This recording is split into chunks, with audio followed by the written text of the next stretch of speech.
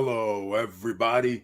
I'm your host, Eric Bird, here at StopStrugglingNow.com. And tonight, it's dead, ladies and gentlemen. You could be dead. Real estate, stocks, businesses, the middle class, all signs are saying dead incoming. But do you believe it? Can it really be happening? Are you paying attention to what the stock market's doing, what the real estate market's doing, what the jobs market is doing, which affects businesses? Well, we got a lot to talk about tonight, and welcome to the SSN Nation Financial Friday Night Live Stream. Stop struggling now, gear. Check. And please like, subscribe, and click the bell below so you get the latest updates. Now, let's get to it.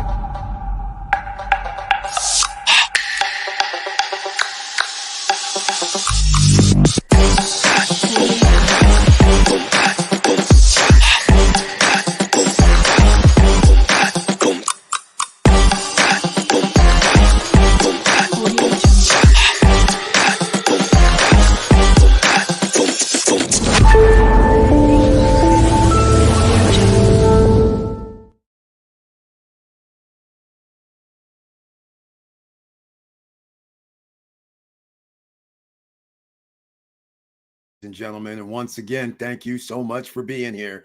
Well, I do ask, please share the video, let other people know, because not everybody has time to scroll through social media, go to news, listen on their Sirius XM radios, watch TV. Most people are streaming now. So again, thank you so much for being here on this Friday afternoon. I appreciate it. You could be anywhere on the planet and you're in the house. So that means we got a lot to talk about. And don't let the chat room go unnoticed. If you have any questions or you want to join the comments, they're free here. Join. If you have questions about anything, please ask. This is the No Guru Zone. No courses, no emails other than the ones you sign up for to know that we dropped a live stream or a video, but none of that, no webinars, no seminars.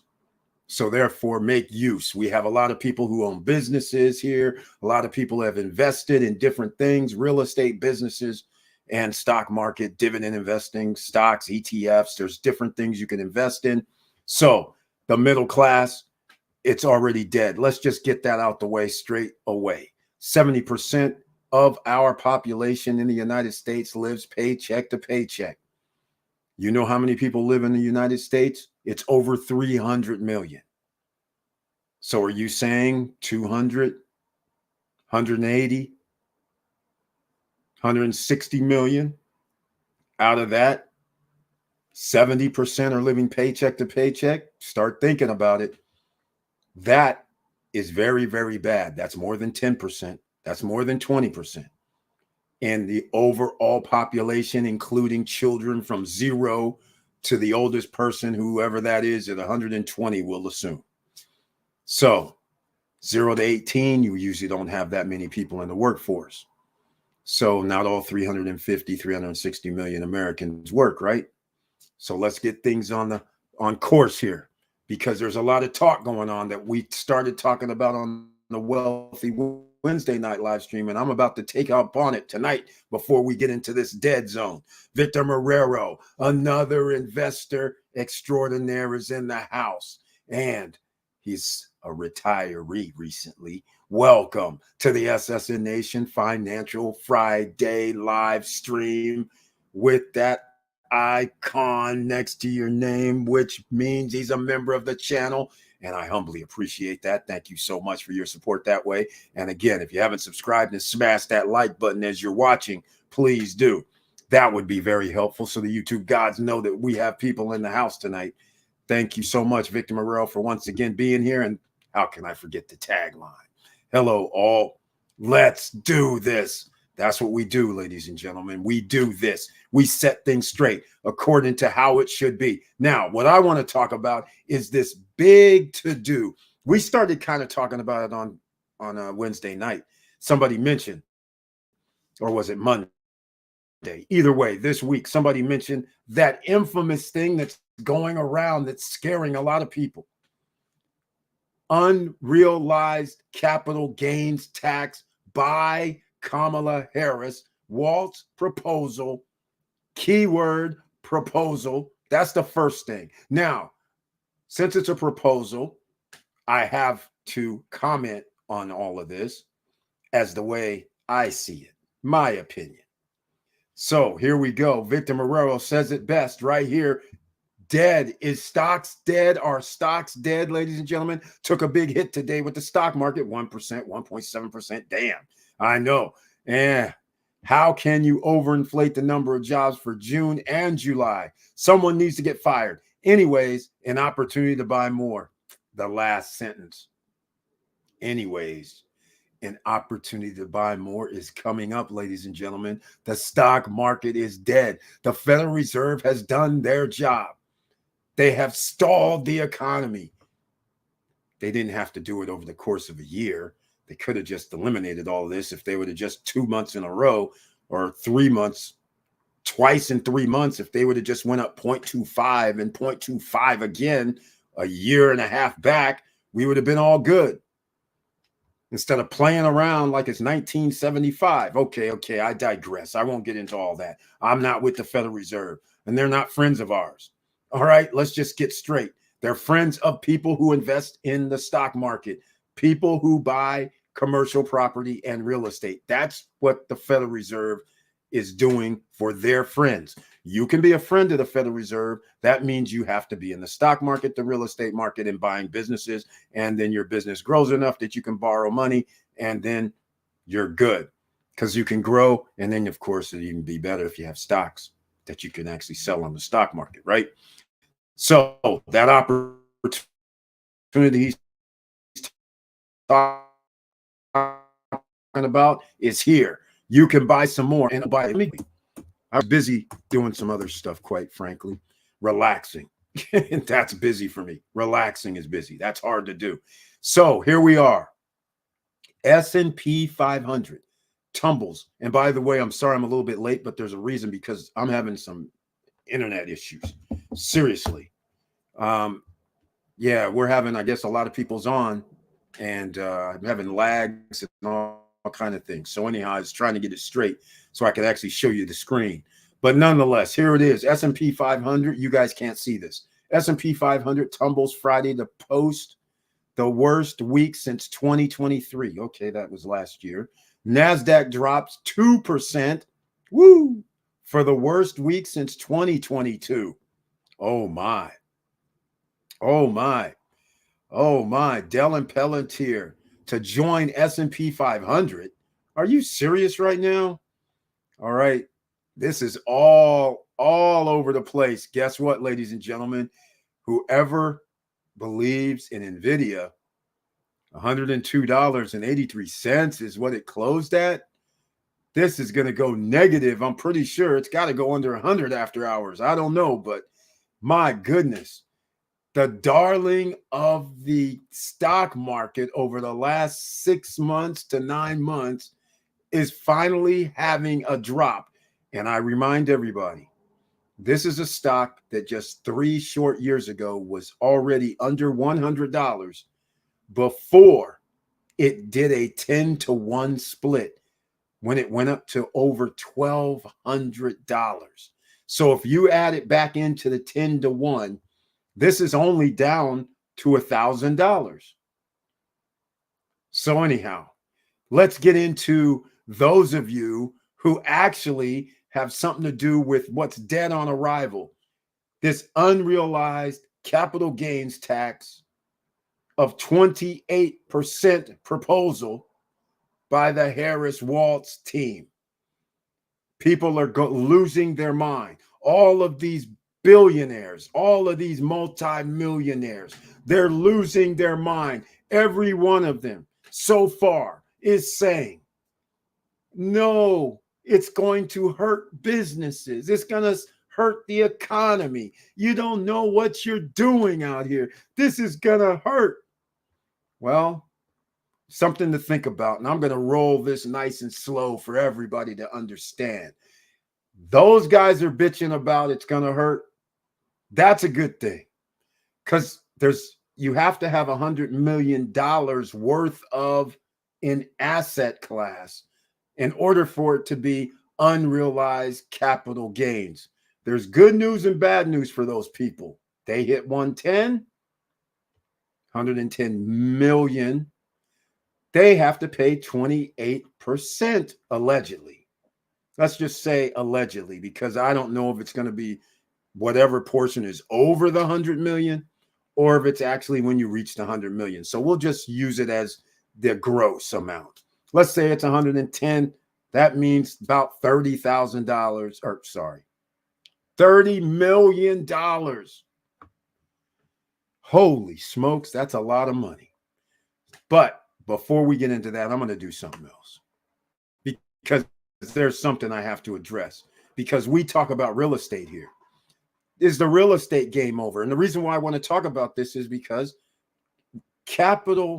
realized capital gains tax falls in these type of categories: your stocks, your real estate, your businesses.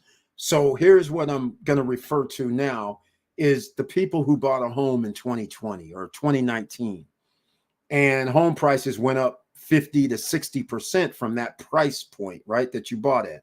So a person bought a house for $300,000. And in a lot of jurisdictions, especially if it's in Austin, Texas, it might have went up to 700,000. Well, and in other places, it only went up to 500,000. So we'll use the one that's 500,000.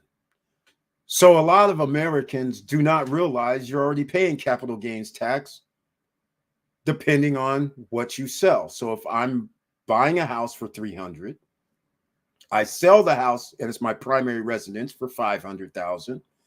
That's $200,000. Is there going to be a capital gains tax on that?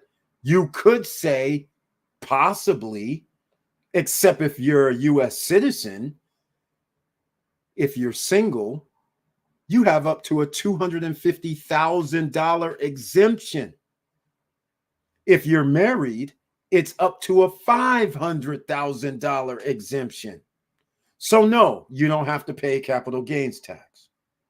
All right, so using that same example, talking about real estate is dead, stocks is dead, businesses are dead, the middle class is wiped out. What are you going to do about it? Well, that's what we are. We're problem solvers here. We have plans for everything. We just need to know what the game is. So now let's go back in reverse. Instead of me going to $100 million, let's just say all capital gains tax is unrealized. Let's just say now in our example, the 300,000, sell the house. Nope, sorry. 300,000. The home appraises for 500,000, which I don't know how they would know that, but let's just say it is. And then imagine you having to pay a 28% tax on the 500,000. Well, I could see where there would be alarm from ordinary citizens, the OCs. I could get with you on that. But great news for you. It will not apply for that. You either have to have a home worth $100 million, well, more than that, or you're going to have a stock portfolio of more than $100 million. And I'm sorry, I am damn sure there's only about 2 people out of the 29,000 people worldwide that has $100 million of assets that go up in value. In America, it's less than 10,000. So when you hear from all the people who are saying it, those 10,000, well, guess what? About 50 of them are on your CNBC, your Market Watch, on your Sirius XM radio financial channels. They're the ones all out here boo-hooing about having to pay tax on unrealized $100 million. Now, I know how this looks to some people. You might say, man, why mess with those guys? Well, I'm going to tell you why I like it. Because those guys mess with us.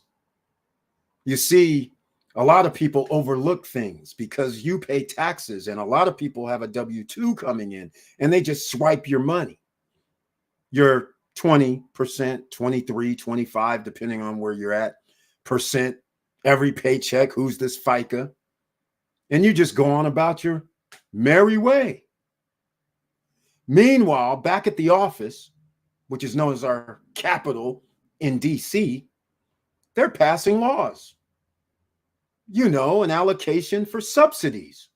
And some of you might want to go, just Google Walmart, Microsoft, NVIDIA, all the Elon Musk companies. Basically, oil, gas, water, damn near all the big businesses. They get subsidies. And so if you don't understand what subsidies are, how about every year if you have a business, or let's just call it a stimulus check? Subsidies, stimulus check, what's the difference? So every year, if you got $1.5 billion as a subsidy, then wouldn't you ask who's paying for it? Since you're the one that received the subsidy, you're not going to care. But the money has to come from somewhere, doesn't it? Have you guys figured out maybe that FICA might have something to do with it? Why is this money? Where's this money going? Have you guys thought about when somebody tells you tax cuts and tax breaks, and you sit there and happy because you got a child tax credit, and all those who don't have children living with them do not receive that child tax credit, right? So therefore, who has to pay for those tax cuts that I just gave the guys that get those subsidies? Oh, by the way, they get the tax cuts too. So I'm giving them subsidies and they're getting tax cuts. And who's going to pay for those tax cuts? So these $100 million companies, they get tax cuts. So they don't have to pay as much tax on their profits. But since their profits are in the billions of dollars, who's going to cover their, let's just call it $10 million, $25 million, $50 million tax bill? Congratulations. Maybe you're waking up now. You are. Oh, sorry. Hold on. Your grandkids are. Your great-great-grandkids are, because now we're up to $35 trillion in a deficit scenario. But let's just keep giving these guys tax cuts. And oh, by the way, when they want to open up their headquarters, let's just give them a tax break where they don't have to pay in the state that they're in. The citizens in that county, you guys, congratulations. You have Amazon moving to your city. But who's going to pay their tax break? Who's going to pay for the taxes on that free land your city donated to them? Guess what? You are. So now, ordinary citizens, after I've described that, do you understand why I have no problems with hoarders who keep $100 million just sitting around and they decide, I think I want to go to Mars. I think I want to go to space. I think I want to blow up rockets, while they're getting subsidies, tax cuts, and tax breaks, while you're slaving away 7 to 7 at night, while you're slaving away, and only 70% of you out here, and stop playing, 7 out of 10 Americans are living paycheck to paycheck during the month. That's right. The middle class has already been wiped out. So you guys got to understand, you don't even understand you're in a financial warfare. You don't even realize it. You're just happily going along with it. And then when somebody says, oh, tax these assholes, I'm sorry, my kids might be listening. When they say tax these dudes, the ordinary citizen is like wham, wham, crying for these dudes. I don't understand. Why are you crying for them? You're paying for their taxes. Their businesses, they get tax cut, tax break, subsidies. You're paying for it. And what do they give you back? Non-livable wages. So that's a problem. All right, here we go. Victor Marrero, he says, oh, wait, hold on. Here we go. Are you saying the proposed 28% won't apply to anyone worth less than $100 million? That's exactly it, Victor Marrero. That's exactly it. And by the way, in America, we already pay capital gains of 25% if you sell an asset within 1 year, except for the exemptions like the house. But if you had a stock portfolio and it doesn't even matter what the number is, it could be 25 grand. But if you deposited in your brokerage account $10,000 and you had Tesla and NVIDIA from 3 to 4 years ago, you would have a portfolio of something in the 30, 40, 50,000 range. And when you try to cash those checks, you're going to pay capital gains on the difference. If it was $50,000 that it's worth and you decide to withdraw, you put 10,000 in. You got a $40,000 capital gains tax possibility. Unless you did some other stuff, but we won't get into the other stuff. So you would be paying, if it happened in 1 year, you're paying 25%. 1 year or less, and you withdraw the money, that's 25% of that 40 grand gone. 10 G's. If you wait till 1 year, 1 day, then it's 15% of the 40 grand, 7,500. So see, everybody has to pay that. It doesn't have nothing to do with the 100 million. What the proposal is, all those that have 100 million, and I'm going to say it has to be more than that, but all those that have 100 million, that's where we have, that's a cutoff. There's less than 10,000 people in the US that has that. That's going to pay it in the US. I'll put it that way. Because there's people, you can be, here's the other thing. You don't have to be a US citizen. You can buy stocks, which a lot of people forget.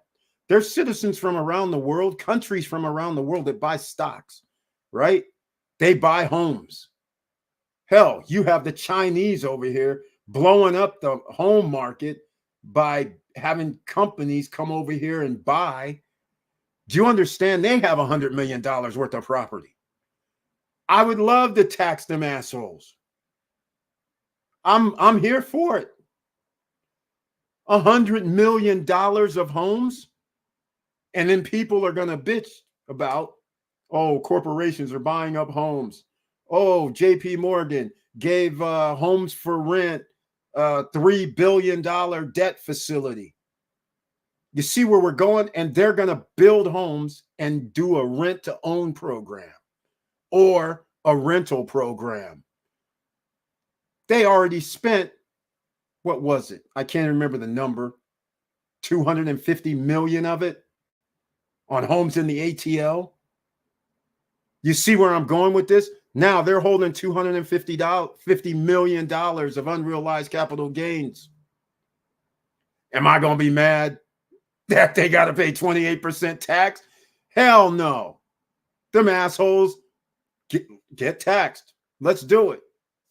But see, it's never going to pass. So that's one of the things that we got to understand, because it's not in the best interest of our government to pass it for us. It's in our government's best interest to have 150 million people having their FICA or their taxes taken out that we just hand to them and hand to the states. That's in their best interest. It's not in their best interest to collect from less than 10,000 people and do that, even though that 10,000 people They own 50% of the wealth. You heard me, right? That's the top 1%. Less than 1%, actually. It's a fraction of 1%. So therefore, they own 50% of the wealth in America. You understand? And the rest of the people own the remaining 50%. So when somebody tells me I'm just going to tax these guys 28% on their unrealized above 100 million, I'm like, raise the roof. All right, we're going to talk about it. I'm sure we're going to have some people that's going to mention it. Just talking about this subject will have a negative impact to the market. See, this is what people are saying. Give me an example of negative impact. We're gonna get into that in a second. I don't mind talking about it. All right, is it dead, ladies and gentlemen? All right, so that's how we're all going to get hurt. Either way, we're going to get jammed up. The market is already too sensitive. All right, so Victor Marrero brings up one of the points that, like a Mark Cuban, he says the same thing, except he's saying the market. He's not really talking about real estate. He's talking about investment and the market itself. And I'm sitting there like, hold on a second. Let me get this straight. See, this is where people, and now they start, look, a record of 58% of United States citizens are in the stock market. The top 10% of the wealthiest own 93% of the stock market. Now, people are going to go, I have 401ks. I have this, that, and the other. So Mark Cuban and the rest of the billionaire class are all like, oh my God, it's going to hurt you guys. It's going to really hurt you guys. I'm like, okay, let's just go down this path of they're going to hurt us. Let me get this straight. You guys have 50% of the wealth. You guys control 93% of the stock market. And now you're worried about little old me. Now you're worried about me because they know the one thing that you guys may not be thinking about. So let's just say you're one of the guys who have I'll make it simple, $1 million worth of stocks, right? Okay. Good. What do you don't have to pay capital gains, right? So what you're talking about is you're worried that all of a sudden, all the rich dudes who plays in their own casino are all of a sudden going to do what? They're going to be like, oh, hold on a second. The game is no longer rigged.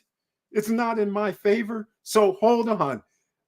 I'm just going to pull out and put their money where? Where? There is no other place on the planet that you can turn your money into something when you have a lot of money. Because you have options. You have way too many options. If you had $100 million worth of assets, way too many options. Why? Because you can borrow. I like using Elon Musk because of the latest thing when he bought Twitter. Because what did he do? I believe he put in his $44 billion deal. I think it was $3 billion or $4 billion worth of collateral of his stock. Okay, so you understand that's a transaction, right? He borrowed, or whatever the transaction is, he used that as leverage. That right there is unrealized capital gains tax should take effect because he used it as money. It isn't sitting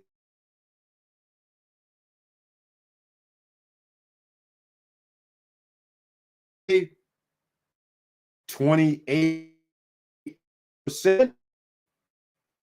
No, he just 34 billion right now. Twitter, from the estimates of the professionals, is only worth $5 billion to $10 billion. Did he give a crap about burning off $30 billion? And you're going to lead me to believe that these guys are going to give a crap about having to pay 20 million or 10 million or 30 million or 50 million in taxes when these same 10,000 guys are out here buying $50 million yachts? Are you serious right now? And they're out here buying $25 million jet planes and G5, G6, G7, G8s? That's $50 to $100 million? If that was the case, then these guys wouldn't be out there wasting all this money on these things that they don't even use but 10 times a year. So you think they're going to give up the casino game? Hell no. They're going to make adjustments. But they're going to make it seem like it's going to affect you. Well, it ain't going to affect you. The only thing that can affect you is, oh, they're going to do the same thing the banks did in 2006, 7, and 8 when they were trying to get the money from the government, and it worked. It always works. Oh, it's going to be a meltdown. Oh, my God, you got to bail us out because everything stops the world tomorrow. No. The casinos aren't going away, whether it's going to be the stock casino or the real casinos. They have an advantage. That's where the money is. They can make money out of thin air legally. Legally. And what do I mean by thin air? Just what Elon Musk did. He has billions of dollars worth of stock. Doesn't have to pay any capital gains tax because he's not selling it. But I want to buy Twitter. I think I want to use some of that as collateral to buy Twitter. You understand, again, that is a transaction that occurred because he's using that as money. What maybe people miss is this is collateral as a down payment, no less. It's as if he gave them, I wish I had the numbers at my hand, but let's just say it's 3 or 4 billion. Let's just say he gave them 3 or 4 billion, but he didn't have to give them any money. All he had to do was do this. Sign a piece of paper, yeah. And then they said, oh, yes, Mr. Musk, here's 20 billion, 25 billion. I wish I should just pull it up. But here's $25 billion in loans. You gave me the down payment. Borrowing against your stocks as collateral. Thank you very much. You use that as collateral. We're going to give you $25 billion. You understand they used it as money, right? There should be some tax on that, you would think, right? Well, guess what? With the 28% thing, it's like, oh, so you are giving them $3-4 billion so you can get a loan. That $3-4 billion, thank you. Send me my 28%. I appreciate that now. See, this is where we're going with this. And so then the next story will go like this. Then they're going to say, after the negative impact of the market, then they're going to say, it's going to affect you. And after they come for us, they're going to come for you. That's what they're going to go with. That's the next storyline. Because as people start realizing, no, they're not coming for me. They're coming after your ass. You guys already came after me because you get the, when you're going to give us, okay, stop taking the subsidies, stop taking the tax cuts and tax breaks. You take a risk just like the rest of us. When you open a business, you use all your own money. Just like the rest of us. You have to buy the land. Just like the rest of us. You have to buy the lease. You have to lease it, buy it, whatever. Just be like the rest of us then. Then you're not going to care, right? Or how about them billions of dollars in subsidies? Why don't you just give it to the American public? Like what? Hey, and let these guys pay for it. Tax them dudes 28% like coming out of your W-2 check. And let them see how, reverse this up. And let's see how good they're going to love it. While you're sitting fat on the hog being like, thank you very much. I appreciate the free land over here. I'm starting a business this month.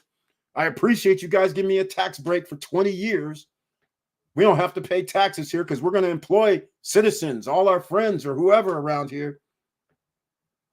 Oh, I'm sure that would go over real well. I'm pretty sure they ain't going to be looking out for your ass then either. So again, whenever these guys are griping, then I know it's a good thing. That's all I'm going to say about it. And I'm going to say some more. Because now you understand that it does not affect you. It only affects the top guys. You know what the guys are going to do, don't you? This is very easy. Think about what you would do. You're going to do it like what they're doing now already. The offshore account, the EIN number, the trust funds accounts. Try to hide it, except it's very hard to hide something when it's real estate and when it's stocks. Somebody has to buy, somebody has to sell, and we all know the way our government works. If somebody sends $600, it triggers a notification to the IRS. If you send $10,000, it triggers a notification. And what people don't know is even a $7,000 triggers a notice to the IRS.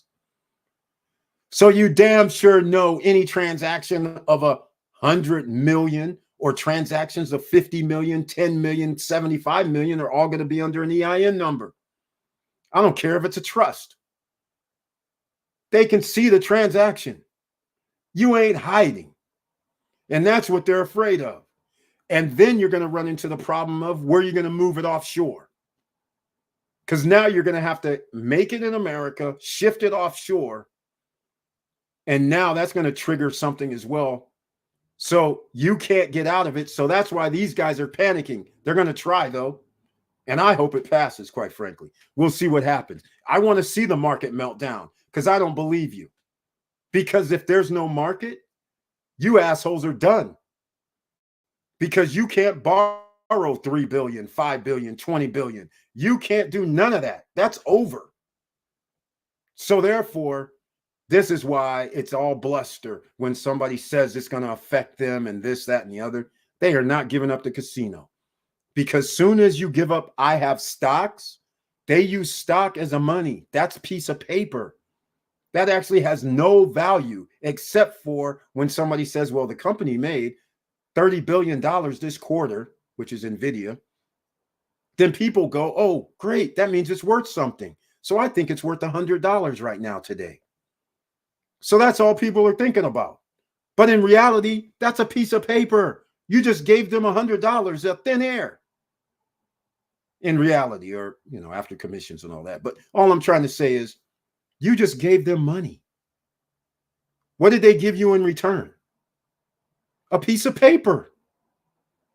It's not like you get to sit there and say, hey, guys, you made $30 billion this year.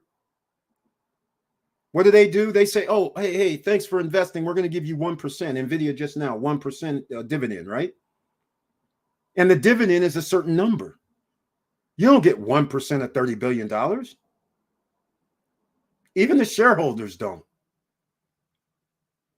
Shareholders have to sell their shares. They have to exit in order to realize anything. Otherwise, they're with the rest of us. 1% of however much you put in there or how many shares you bought. That's it. Meanwhile, the company, $30 billion profits for the year. Meanwhile, the same company gets subsidies, tax cuts, tax breaks that you're paying for. And meanwhile, they're going to lay off some of your neighbors because they need to make more profit. Because 30 billion, ain't enough. So all I'm saying is you might want to rethink what's going on out here. These dudes are playing chess while we're working our asses off. And then you turn around and listen to all these guys who are all going to jump on the bandwagon, all 10,000 of them. They have a voice. Some of them own social media. In fact, all of them own social media that this would apply to. So they're all going to say, this is going to hurt the market. I'm like, no. It's going to hurt your pocket because you're just giving me kibbles and bits. You're not giving me anything other than dividends at my best case scenario or the stock price goes up. Here's how it works. If a stock does not have an upward trajectory, nobody's going to invest in it, is it? Are they? Hell no, they're not. So is the stock market dead? Hell no, because there is no $100 million unrealized capital gains tax. But if there was, you think the guys are just going to give up the casino just like that? I don't believe them. I want to call the bluff. I want to see it.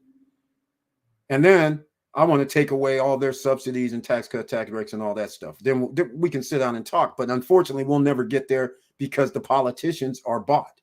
These same guys who are going to bitch about this unrealized capital gains tax are the same guys paying into lobbyists right now so that they can get the tax bills that they want by giving the congressmen millions of dollars as a tax write-off because it's a donation. Okay, again, donation, tax write-off. $5 million, $10 million. And what was Elon spouting? $45 million for the Trump campaign. I don't think he, we don't really think he's doing that. But all I'm saying is, notice he spouted that out with and I'm like, hold on, wait, did you just say $45 million? How are you going to come now and tell me unrealized capital gains of 100 million and these guys aren't going to spend the money? He's spending 45. I'm not saying he's spending it. He said it, but let's just say he did it. He's willing to spend $45 million like it's water. And you guys are worried about them guys paying capital gains on $100 million or more, and that's going to shut down the market? That should prove to you, without a shadow of a doubt, the man's about to spend over $100 million in 3 months if it's true. He didn't care about it. It's a donation out the window like it's water. And you really think these guys are going to stop doing their stocks, stop selling paper that's worth nothing and turn it into gold like it's money? What planet are you on? Are you serious right now? All of you right now, grab a piece of paper. Grab a piece of paper. Write down, we're the Berkshire Group. Write down $2,000 per share for this piece of paper. And then go cut another 10 of them. And then say, I have a business. And you have a legit business. And then say, I'm selling these shares at $2,000 each. You just raised $20,000 out of thin air. You don't even know these people. It's on the stock market. You've never met them. And you're giving them nothing unless we have dividends.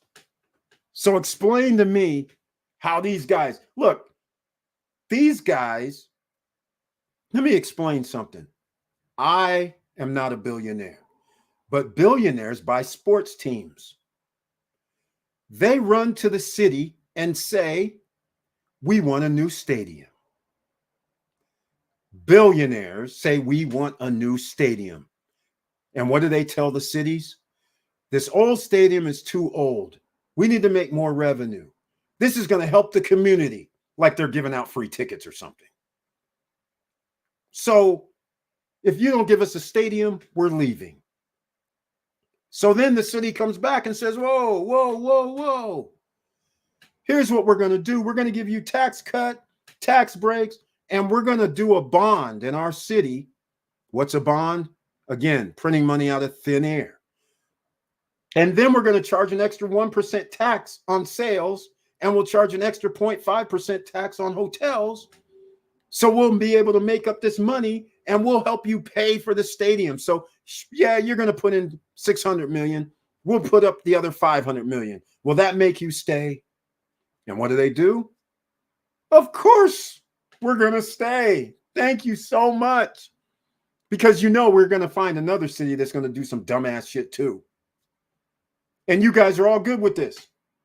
All you guys who live in a sports city, you have taxes that actually help support the sports city, and they get tax cuts, tax breaks, subsidies. And you're paying more in sales tax and other taxes, even if it is 0.025 here, 0.1 there, 0.5 there, all over, your county, your city, and you don't care. This is what these guys are doing. And you guys are just sleepwalking as the middle class gets wiped out because you're paying their share. How are you paying billionaires to build stadiums in your own city and then coming up to you going, hey, man, the tickets are going to be $300 to sit in the lower level? A person that you actually are helping to finance the stadium that you're sitting in, the team that's on the field, you're subsidizing. And you guys are like, oh, yeah, we're worried about taxing these assholes 128% on $100 million or more. But they don't mind spending billions to buy a team. They don't mind spending $500-600 million on salaries. No, they could care less. And you guys are worried about these guys paying $20 million, $30 million, $50 million. Meanwhile, they have a habit of spending billions every year on their little vanity projects. You see how absurd this sounds when you really start thinking about it, right? I get a little upset because you guys don't understand. If you're new here, I got in fights with these billionaires. Laverne Penix, welcome to the SSN Nation Financial Friday Night Live Stream, the Unrealized Capital Gains Edition. And he has that icon next to his name, which I humbly appreciate. And he's another superstar investor in the house, businessman here. Hello, SSN Nation. I hope everyone is doing well. I received a notification and watched the video, and the trifecta, smash that like button because of YouTube gods. They got to know we're in the house because we're cooking a little bit tonight. So we're going to find out. Let's see. Victor Marrero, he has it. Like you said, it's just a proposal. I seriously doubt it will pass both the House and Senate. Exactly. There are too many powerful individuals that are calling the shots. That's all of them.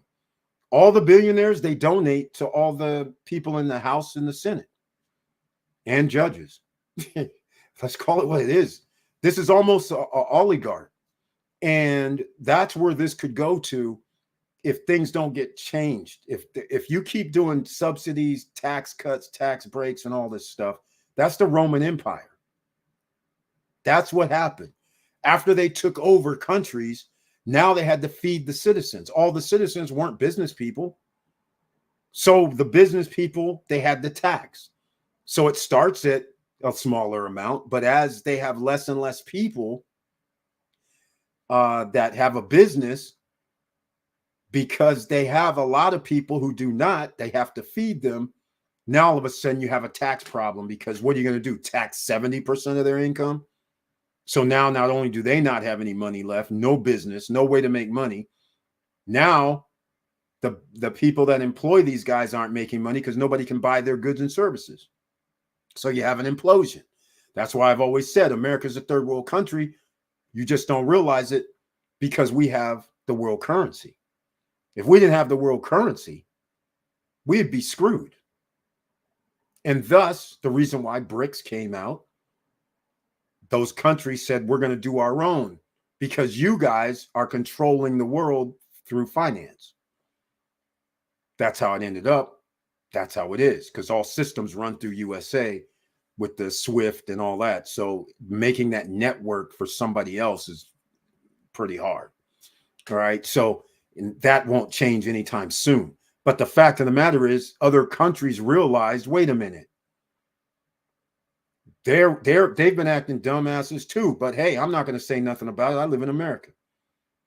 Because I'm surprised this revolution about America controlling other countries through money by cutting them off, being able to say, oh, we'll just cut off your banking with the United States, which is one of the it is the number one consumer nation. You can't buy from our customers. You can't send wires here. You can't have banking here in the United States. So therefore, you can never have U.S. currency. And we're going to call your currency 3-1.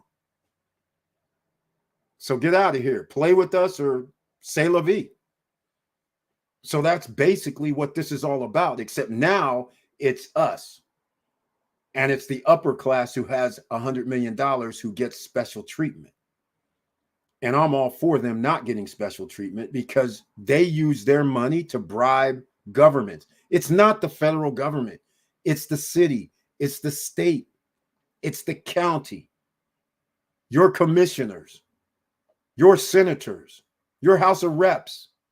These guys get 2 million, 1 million, 5 million, 10 million from these guys. And you guys are worried about capital gains and somehow this market's going to change. You see how they just spend money freely on just bribing congressmen.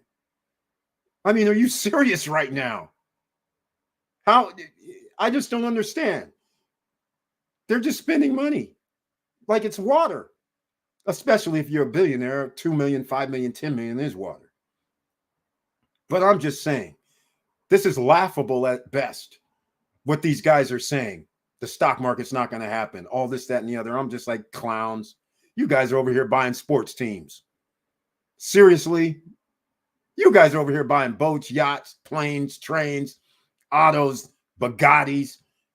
And you serious? I'm like, are you serious right now? You're giving 10,000, 20,000, 5,000, all this to campaigns? Seriously? Come on, man. You guys are smoking out here. I find this hilarious. I find it utterly hilarious. And I love that she actually said it. I love that she actually says, look, if this goes a certain way, if this could be implemented, this would be, oh my God, moments. This would be like the best thing ever, in my opinion. Now, they're going to come up with, oh, the IRS, they're going to have extra agents. I'm like, yeah, okay. That's why there was an extra money for extra agents in the first place. I don't see a problem with this, but you got there's a problem now. After you already know they added like 80,000 extra agents, and now all of a sudden you can't break away for 10,000 people on the planet. What, you can't break away like 5 to 20 of these people, right? Out of the 81,000. Everybody has to file their tax returns. It comes up.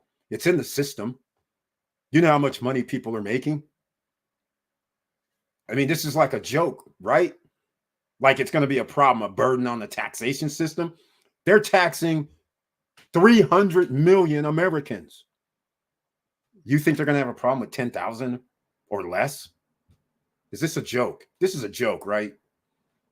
I mean, they got people out here freaking out over nothing. It's freaked out over because once you do the numbers, it makes no sense.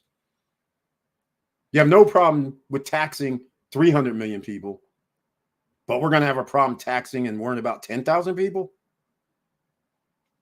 That makes no sense either. All right. But like where Victor Moreau has on the screen, the odds of it passing House and Senate is very, very slim. I just can't see how these guys who get bribes, and it's legally to bribe United States senators and House of Representatives, by the way, that's, you can look it up. I don't see how, because all these guys, they're just going to go, hey, man, how much is it going to take for you to vote against this? 5 million, 10 million, done. And they'll do that 5, 6, 7, 8, 9, 10 times. They'll just get 10 or 15 different guys, $100 million, no problem. This ain't passing. How much are they going to pay for the lobbyists? From now, they're probably lobbying already, now until the election. After the election, they'll still be lobbying, right? I'm pretty sure there'll be special elections and things like this. It's going to runoffs or something. So they're going to spend hundreds of millions of dollars, just like right now. You can go look up campaigns. You can see they have to give out their federal contributions. They have to put it out there. You guys can look it up. You'll be shocked. You'll be like, wait, these guys are giving these guys 3 million, 2 million, 1 million, 5 million, 10, 20. And they're the ones talking about we have a problem with $100 million worth of unrealized capital gains as the floor. And anything over that, you got to pay the 28%. I'm just like, you guys are crazy. I'm all here for it. And I'm all here for it for other reasons too. Like I said, these assholes, they blocked me because I messed around with the billionaire class. So, you know, That's life. When you take food from their table legally, they just make up new laws because they can pay these guys. And I'm not referring to the federal government. I'm referring to the state of California. Somebody gave those guys $20 million so they can change the laws out of thin air. Was never a law in the first place. So it was no change. They created a law for these assholes, the insurance company and the car companies. They changed the law. So you guys, this is why, me personally, this is why I have my outlook on this, because these guys, you guys have no idea what they're doing behind your back. Anything that's good for you that does not benefit them, they try to block it. All right, Paul Castillo, welcome to the SSN Nation Financial Friday Night live stream with that icon next to your name, which I humbly appreciate. And oh, by the way, he brings a tagline too. Good evening, SSN family. I hope everyone is doing well. The stock market is down, but at least today was ETF dividends day. Oh, that's right. Must have gotten some notifications. But again, when you put it on auto note, you don't even have to worry. We know we're getting dividends. That's what we do, ladies and gentlemen. Is the stock market dead? Hell no. Now, so let's get into some other things. All right. So middle class is dead. Let's call it, because they are. You need to prepare yourself. No matter what happens, you have to be in the top 3 dogs. If not one, if not 2, then all 3. They're listed on the screen. They're all dead, but they're not. Real estate will never be dead. Stocks will never be dead. Businesses will never be dead because people have to make a living. The middle class is dead. Next up is you, upper middle class. So since they're coming after you, you have 2.5 years before the 70% will be at 80 to 85%. That will be living paycheck to paycheck. And you have to understand the number is significant from this standpoint. If 70% of the population is living paycheck to paycheck, and you already know the top 1% owns 50% of the wealth in America, the correlation is a few things.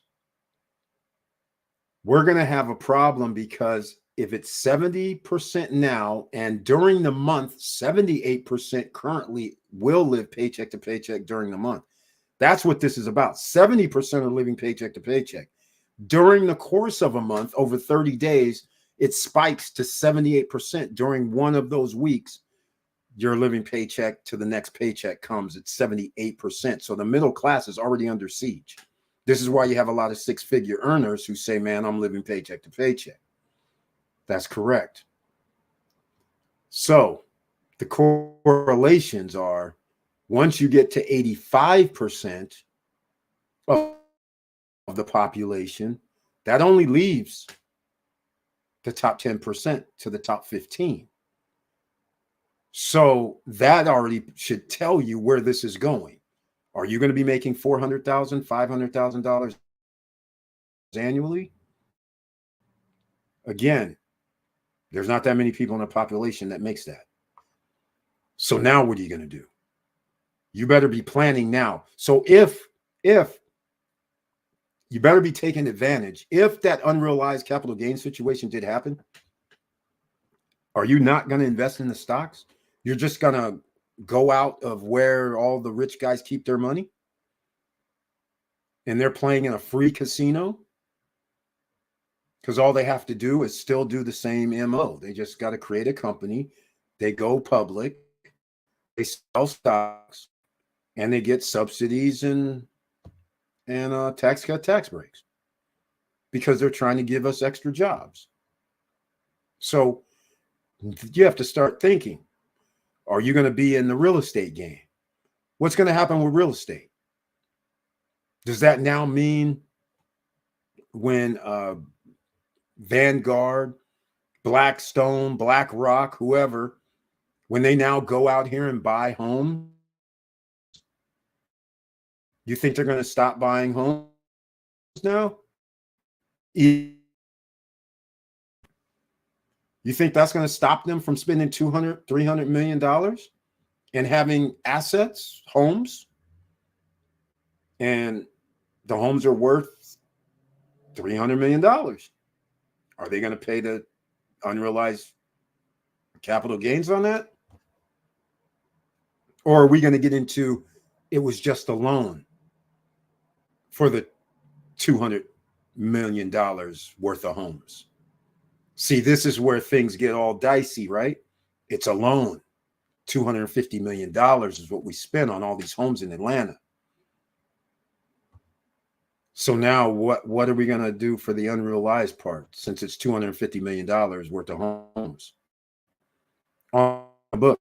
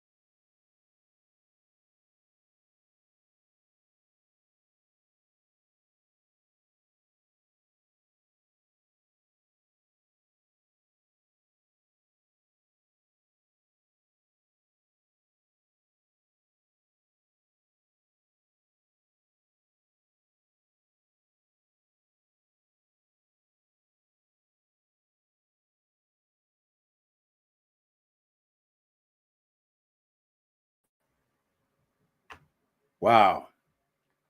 Okay, ladies and gentlemen, I was waiting for that to happen and they wouldn't even let me get back in. This is crazy. So I want to thank everybody for still being here. Sadriel 516, Fatone 718 at Instagram. I see you, ladies and gentlemen, over there. Thank you so much for being in the house tonight. This is a little bit different. Financial Friday. You have to understand what's going on out here. Pay attention. And ETF dividends. So we'll get back into it. I knew that was going to happen. At Paul Castillo, yes, I was impressed with some of the dividend amounts. Looking forward to Monday payday. Paul Castillo, welcome to the party. That's what we talk about here. Is it dead, Paul Castillo, the dividends, the stocks? Even though the stock market went down, it's only one day. It's not going to be this way next year. It's not going to be this way next year. Come on. The Federal Reserve is going to reduce the interest rate in less than 10 days. Let's get real. If not, an emergency session on Monday or Tuesday. But I think they're going to wait. Yes, I was impressed with some of the dividend amounts. Looking forward to Monday payday. Exactly. It's going to keep rolling in. It's going to keep rolling in. So money in hand, make use of it, ladies and gentlemen. That's what you have to do. All right. So now that we got out this capital gains nonsense that I feel is nonsense, I just want you guys to know I'm not even going to put this on screen. I'm not even going to put this on screen. So there's some people on PolitiFact. Kamala Harris plan to tax unrecognized capital gains means if your house goes up in value, you will have to pay that tax even if you don't sell your house. Okay, that is false. PolitiFact says, well, I don't know what mostly false means, but it's false. It's no unrealized capital gains unless you have $100 million, unless your home's $100 million, which There are some people that did recently buy homes for over $100 million, but no. So everybody who doesn't have $100 million house or a house that's valued at time is short. Gains or unsold assets that have appreciated in value are not subject to federal taxes. This is very, very true. The VP Harris presidential campaign said she supported a 25% minimum tax rate on unrealized capital gains for taxpayers with more than 100 million in wealth. Okay, that's cute. Most Americans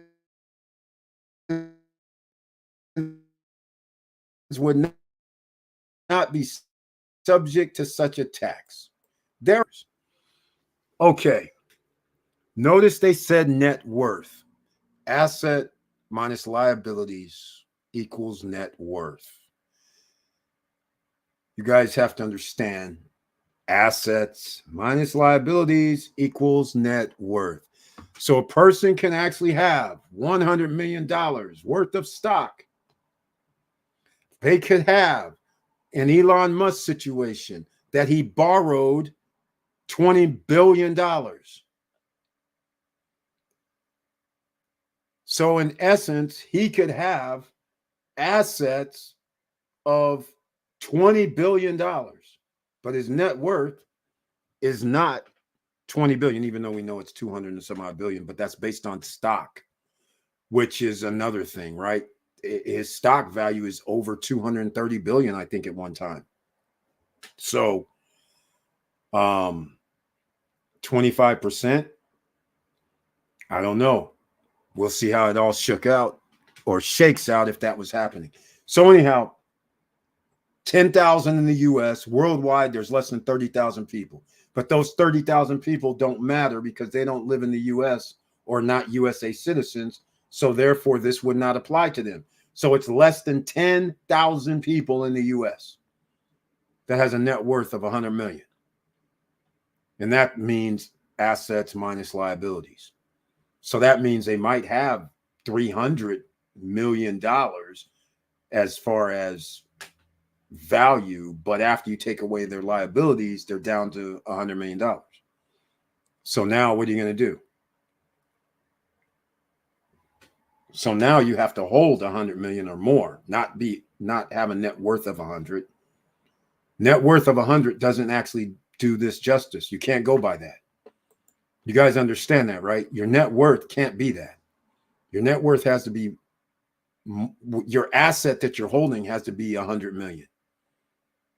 Just like your house. If your house or stocks were 100 million or more, because it has to be more, right? So you got a $150 million house, $150 million stocks. You're going to pay. If you're going by a quotient such as net worth, then there's going to be plenty of people holding 150, 160, $200 million worth of stock. But their net worth, after you take away their liabilities, may not be 100 million. So, I mean, there's already a loophole in itself if you go by that definition. I'm not going to read the real one because I haven't been able to find it, but that's the PolitiFact. That's what they're saying. So I don't know how that even, I don't know if they're going off net worth because I thought it was on unrealized capital gains from something you're holding. This is something different. All right. So anyhow, in case anybody wants to know, because I am a fan of being able to do offshore work, I want you to know, is there a country without capital gains tax? Now, before you consider, is there a country without capital gains? I want to remind you, if you're a USA citizen, you're supposed to pay tax no matter where it comes from. But I digress. Here's the countries: Bahrain, Barbados, Belize, the Cayman Islands, the Isle of Man, Jamaica, New Zealand, Sri Lanka, Singapore. That's it. You might notice a lot of billionaires live in Singapore. A lot of billionaires moved to New Zealand. A lot of billionaires have money at the Isle of Man, Cayman Islands, Belize, Barbados, and I don't know so much about Jamaica. But Bahrain, again, notice all these countries I mentioned, that's where the big boys keep their money. That's where they keep it because their capital gain price increases. They get the property values over there increase in value as well. They can buy stocks with their companies over there as well. Hey, I'm just saying, this is what the big boys do. Sean Lamar 5, thank you so much for joining us on the Instagram live stream. I appreciate it. All right, let's keep it moving, ladies and gentlemen. The stock market. Here we go. Paul Castillo. He says, Eric, once we started talking about Yieldmax ETF dividends, you started freezing up. Hey, man, it's always that. It's always that. You guys, I know, man. I know. You guys, there's a lot of people who understand social media that they block people and do things like that. Now it's more evident.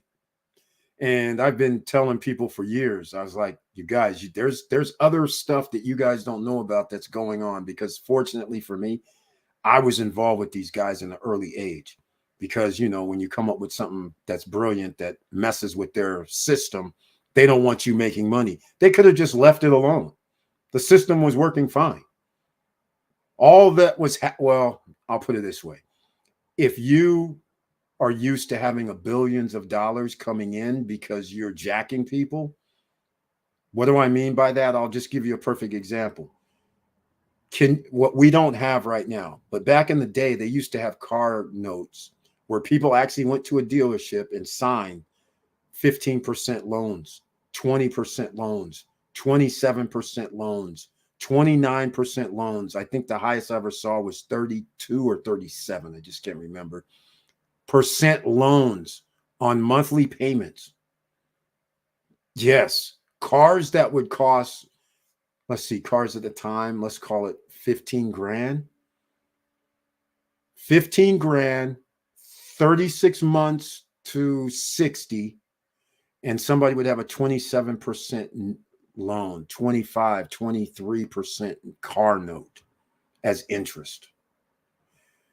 On a $10,000 to $12,000 vehicle, you would have people would have payments of $300-$400. And this is 30 years ago. Not now where people have $1,000 notes, $700 notes. But 30 years ago, people were paying for cars that were 10, 12,000 cars. Yugos that were $4,000. Unbelievably, people would only have a payment of like $175 to $225 because the car was so cheap. But as soon as you had a car, 10,000, all of a sudden their payments are $300 to $400 a month. So the car guys, they already have it baked in. I told this story before. They know how many cars on average they repossess. And back in the day, it's not like now. They would repossess the car, down payment, monthly payments gone. They repossess your car and tell you, because you're 27, 23% interest, how much do you think you paid down a year or two of the interest? You damn near, if the car had a $10,000 or $12,000 a month payment, a purchase price, you probably still had like $9,000 or $10,000 left after 1.5, 2 years of payments. So they collected all of that interest. They turn around and then they resell your vehicle. And it doesn't really matter. Let's just say they sold it for $5,000. They pocket the $5,000. And because your note still had $10,000 left on it, they send you a bill for $5,000 plus fees. There's, we had to repossess, we had to sell it. So it adds another $1,500 to $2,000. So $7,000. This was in a predatory environment where if your credit said you had your car repossessed, it's not like now. You're not coming back from that. You can't go down and get a car. The only way you're getting a car now is you have to go see one of them guys that says buy here, pay here. Junk cars, pretty much. So that was a multi-billion-dollar business on the backside. So if you stop them from being able to repossess vehicles, and all of a sudden they are going, why are we missing like $300 million? What's happening? Why is it happening? And wait, we can pinpoint this because this is what used to happen in California. And now it's dropped significantly, hundreds of millions of dollars. What's happening? Hey, wait, what's going on? People are making their car payments. We don't see where people are defaulting as much. Why aren't people defaulting within our range that we've seen over the last 20 years? What's going on? So then they have to start digging. They have to go, wait, there's got to be some reason. We're losing hundreds of millions of dollars here. We got to find out what the problem is. And then it's not good enough for them to go, oh, some guy, he figured out a way to help people by not having their cars repossessed, and somebody else gets to use the car and they can actually buy it from, they're doing their own internal deal, so to speak. Oh, they didn't like that. They're just like, hold up. This young black dude's doing this? You know where we live? Holy smokes, hell no. And he's making money? Oh, hell no. And wait, he's getting dealership? Whoa, hold up here. We can't sustain this. No, we're used to getting our billions. We're not going to let him keep rocking like this. We're not going to keep rocking like this. We got to bribe the senator's state house here in the Cali. We got to send them some money. We got to get this. We got to get a law on the books. We can't have this. So that's what they did. So when you guys are out here pulling for these assholes, you have to understand they're not looking out for your best interest, even though they'll sit on here acting like, oh, this is going to hurt the people. No, if you thought it was going to hurt the people, then you would be out here trying to solve world hunger. You would be out here paying people livable wages. You would be out here saying, no, I don't want those subsidies because that hurts the American public. They have to pay our subsidies. They have to pay our defense contracts that we're getting for billions of dollars. They got to pay our tax cuts and tax breaks. We don't want to do that to the common man. We got enough money to just do this stuff ourselves. Why aren't you doing it yourselves? That's what's so funny, right? But now they're going to pretend when they're all of a sudden got a tax situation, it's our problem. No, it ain't our problem. It's your problem. You guys got all the money. It trickles up. It doesn't trickle down. All right, enough about that. Let's get back to the real estate, stocks, business, the middle class tonight, ladies and gentlemen. Make sure you smash that like button. And oh, by the way, I'll give you guys a little preview. I found something. I'll just give you it. This will be another SSN lifestyle video coming out on Monday. You know them. I'll play one in a second, but let me see if I actually can find this real quick. Oh man, where are these things? It's under pictures. I'll give you one picture that's a teaser right now. Let's see here.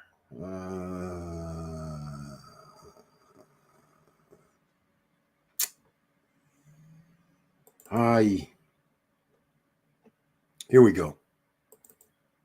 Here we go. I got something for you.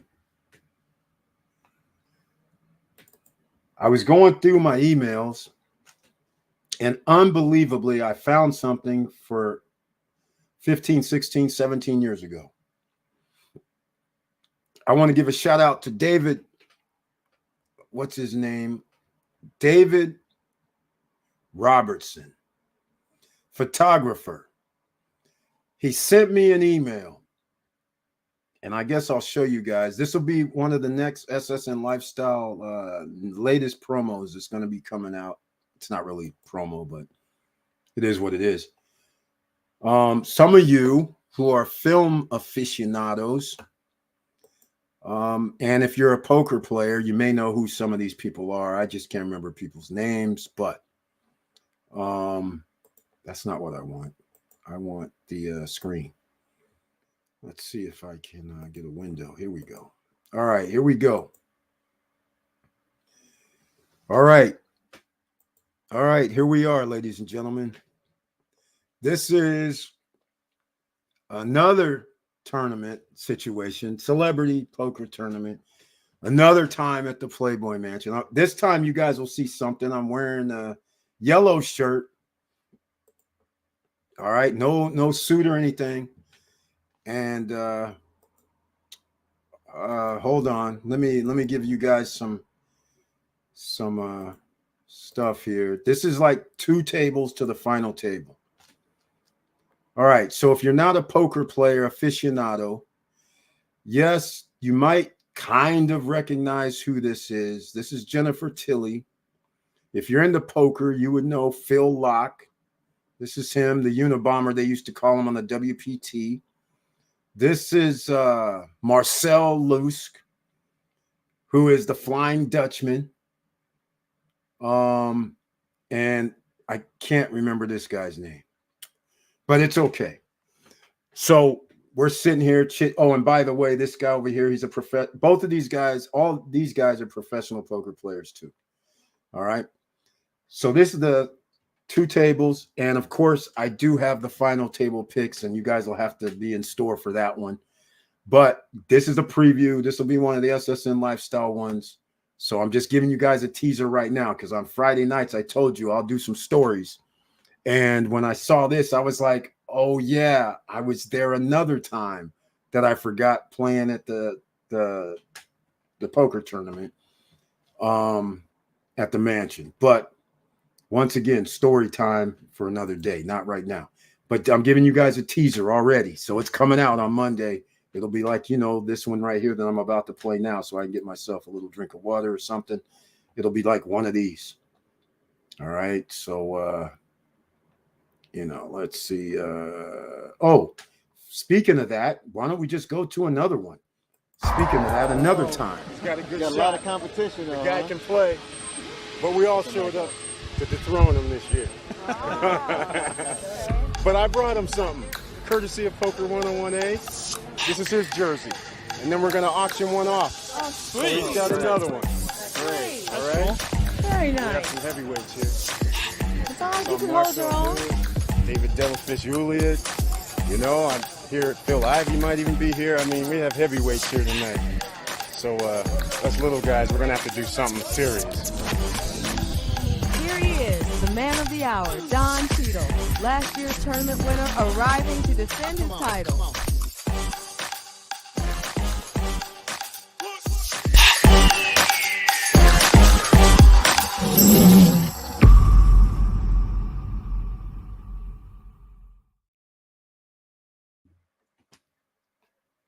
All right, ladies and gentlemen. All right. Shout out to my man, David Devilfish Juliet. Good guy from the UK. Great guy. Fun to be around. And that was actually in Aruba. I haven't found those pics yet. So again, this wasn't social media. I wasn't doing this for the gram or anything. They didn't even have the gram. So I don't really know where the pictures are. I just have a few, but that's in Aruba with David Devilfish Juliet. So he plays guitar. We'd be at a poker event, and there'd be a band on stage. And this happened. This is the first time I even knew. I've seen the guy, hung out around the guy for probably a year or two. See him all over. And then this time in Aruba, all of a sudden I see he's on stage, and he has a guitar in his hand, and he's rocking out with the band. I was like, what the hell is this? This dude actually can play? He can actually play. It was crazy. So anyhow, that's what at the end, the guy has passed away in the meantime. He passed away like 5 years ago. So that's how crazy this is. So that's why it always, this one's always very interesting. because he actually came to the party and the poker tournament there.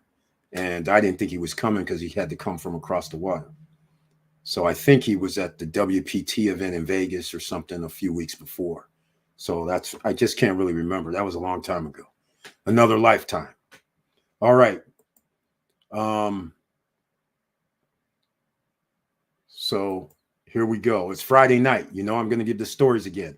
All right, let's get into it. The businesses, the real estate, the stocks. It's the same three things that you need to garner right now. You need to get into all three of those if you can. If it's going to require you to be on social media, then do social media. Don't go by me. We don't have the views. All right. We just don't have the views. We don't have that many things going on. All right. New website coming out, getting it together so you can start buying some more of the gear and things like that. Have some other things going on the website. We're still negotiating, trying to get into the effects, some other things going on. The Dominican Republic, yes, there's been a slowdown, so to speak. There's still not, well, let's put it this way. There's not that many projects coming out for pre-construction that are going to be within people's ballpark. What do I mean ballpark? If you're going to have to start spending $300,000 on pre-construction, it does not matter how you slice it, because if somebody says you get a 2-bedroom or a 3-bedroom and it's going to cost you 300 and some thousand and you have to put 20% down, that's 60 grand down. And then if they say it's 40 or 30% during delivery, that's 90 grand. And even if you have 36 monthly payments, your payments are going to be like $2,500 per month. So all I'm saying is, even if you bought something now and they said delivery is going to be December 2027, actually, let's just say May 2028, that's only 3 years and like 8 months from now. So you would have 36, 8, 43, 44 payments. If you owe 90 grand during the, construction over the next, that time frame, your payments are going to be $2,000 and some odd dollars to $2,300, $2,400. Now, how much will things be worth? Your guess is going to be as good as mine, because if you're going to spend $300 and some $1,000, and I'll stay with the condos or villas, that is something you can buy in America. And quite frankly, the SSN Nation Euro trip, I'm going to announce it. Mr. and Mrs. Cool. That's right. Laverne Penix, Mr. And there is a Mrs. Cool. They're going to Spain. And I think it was when was that? September or October? It's October. And Victor Marrero and his wife, the retiree, Mr. Worldwide, coming to us soon. He's going to be over in Spain. So that is the first start of the SSN Nation lifestyle party in the EU zone. So if you can come, and Paul Castillo has family over there. So if you can get there, we'll get the dates, because that would be like an impromptu thing to meet up with people that's going to be in the EU zone. That would be special, right? In Spain, that would be cool. So stay tuned for that. Don't miss Monday night live stream, the wealthy Wednesday night. I'm sorry, the money making live stream on Monday. All right, don't miss that at 8:50 p.m. I'm sorry I was late this evening, but there's a reason. There was problems, glitches going on. So, because they knew what I was going to talk about, apparently. I'm just joking. But anyhow, so just so you guys understand, stop looking at the stock market or real estate markets as now. You have to start thinking future. Whatever happens now is going to happen now. So you need a short-term plan and you need a long-term plan. So the short-term plan should be buy opportunities, because we know there's going to be an arch going up because of the standard. We know these companies who are worth hundreds of millions of dollars are going to buy back their shares of stock. We know this. All right. There's going to be, no matter which side of the fence you're on with regard to who gets elected. Well, okay, hold on. There is two different things.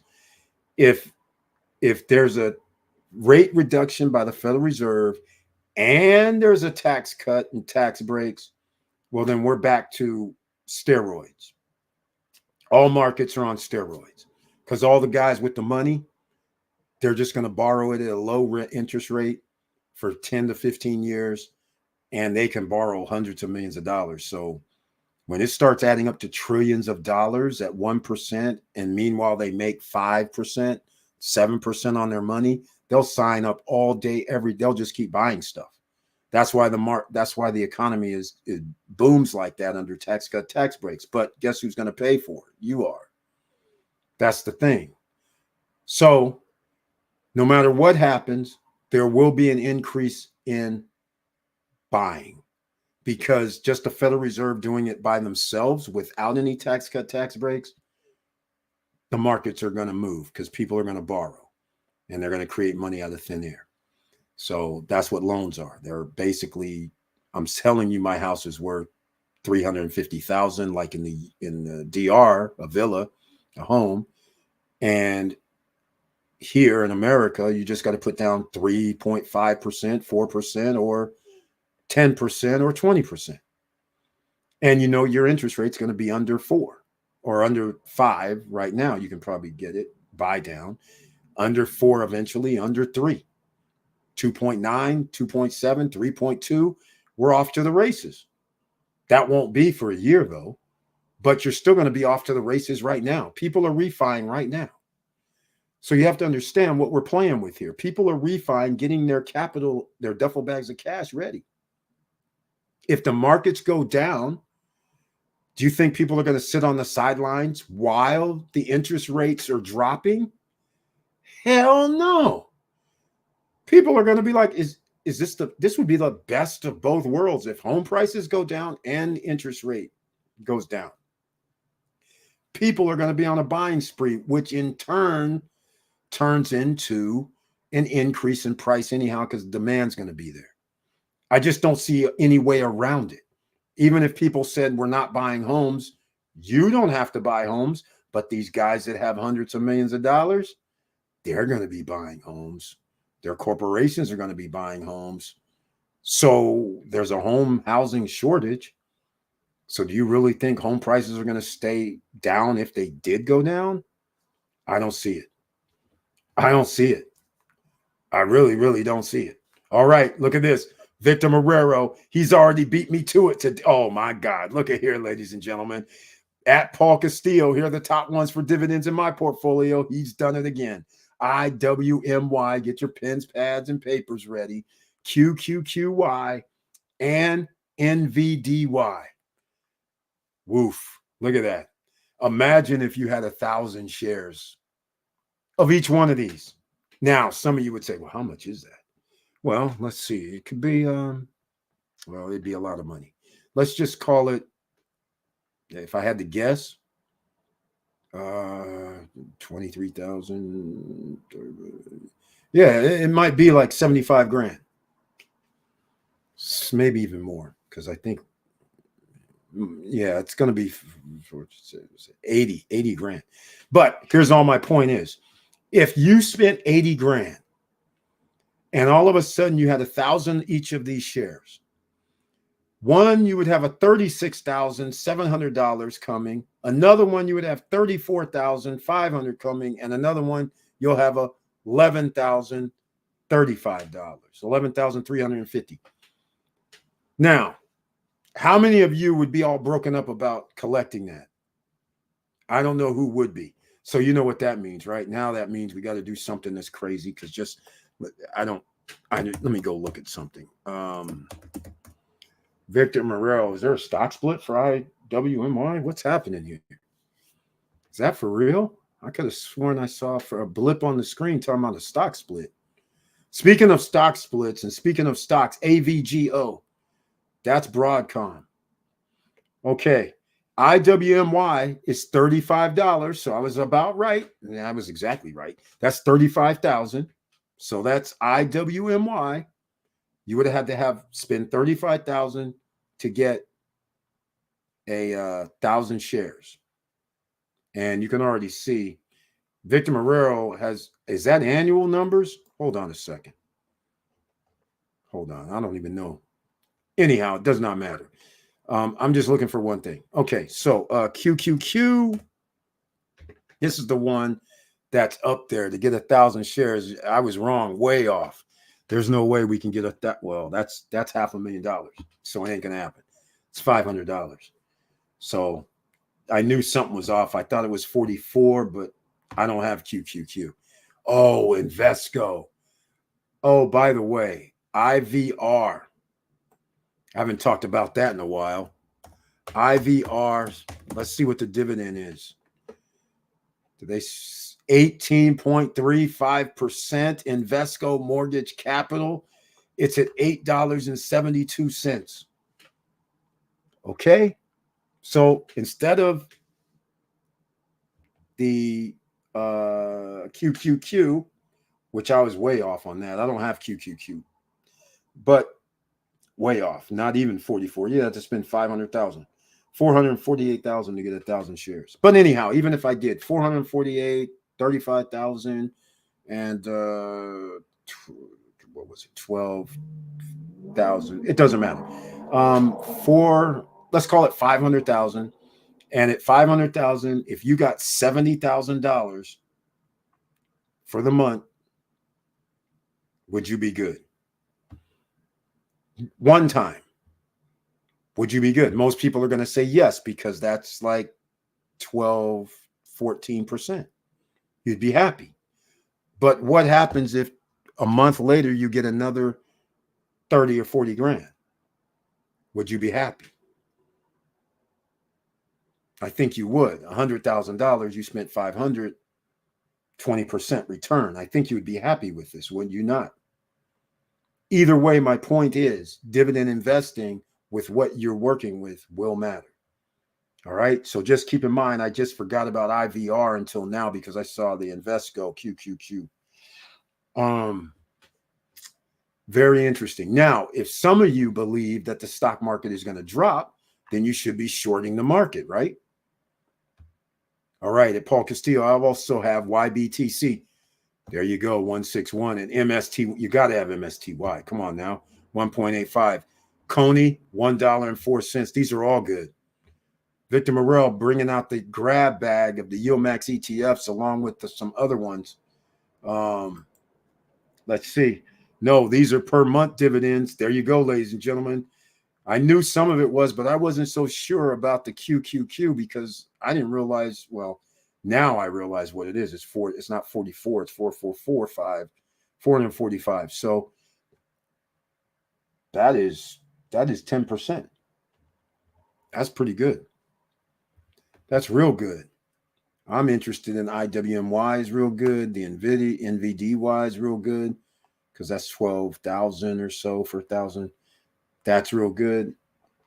And if you can get $1,000 per month on a 12,000 investment, or even if you got the 1.35 on it per share, even if somebody cut you a check for 1,300 and you made a one-time investment of 12 grand, that's over 10%.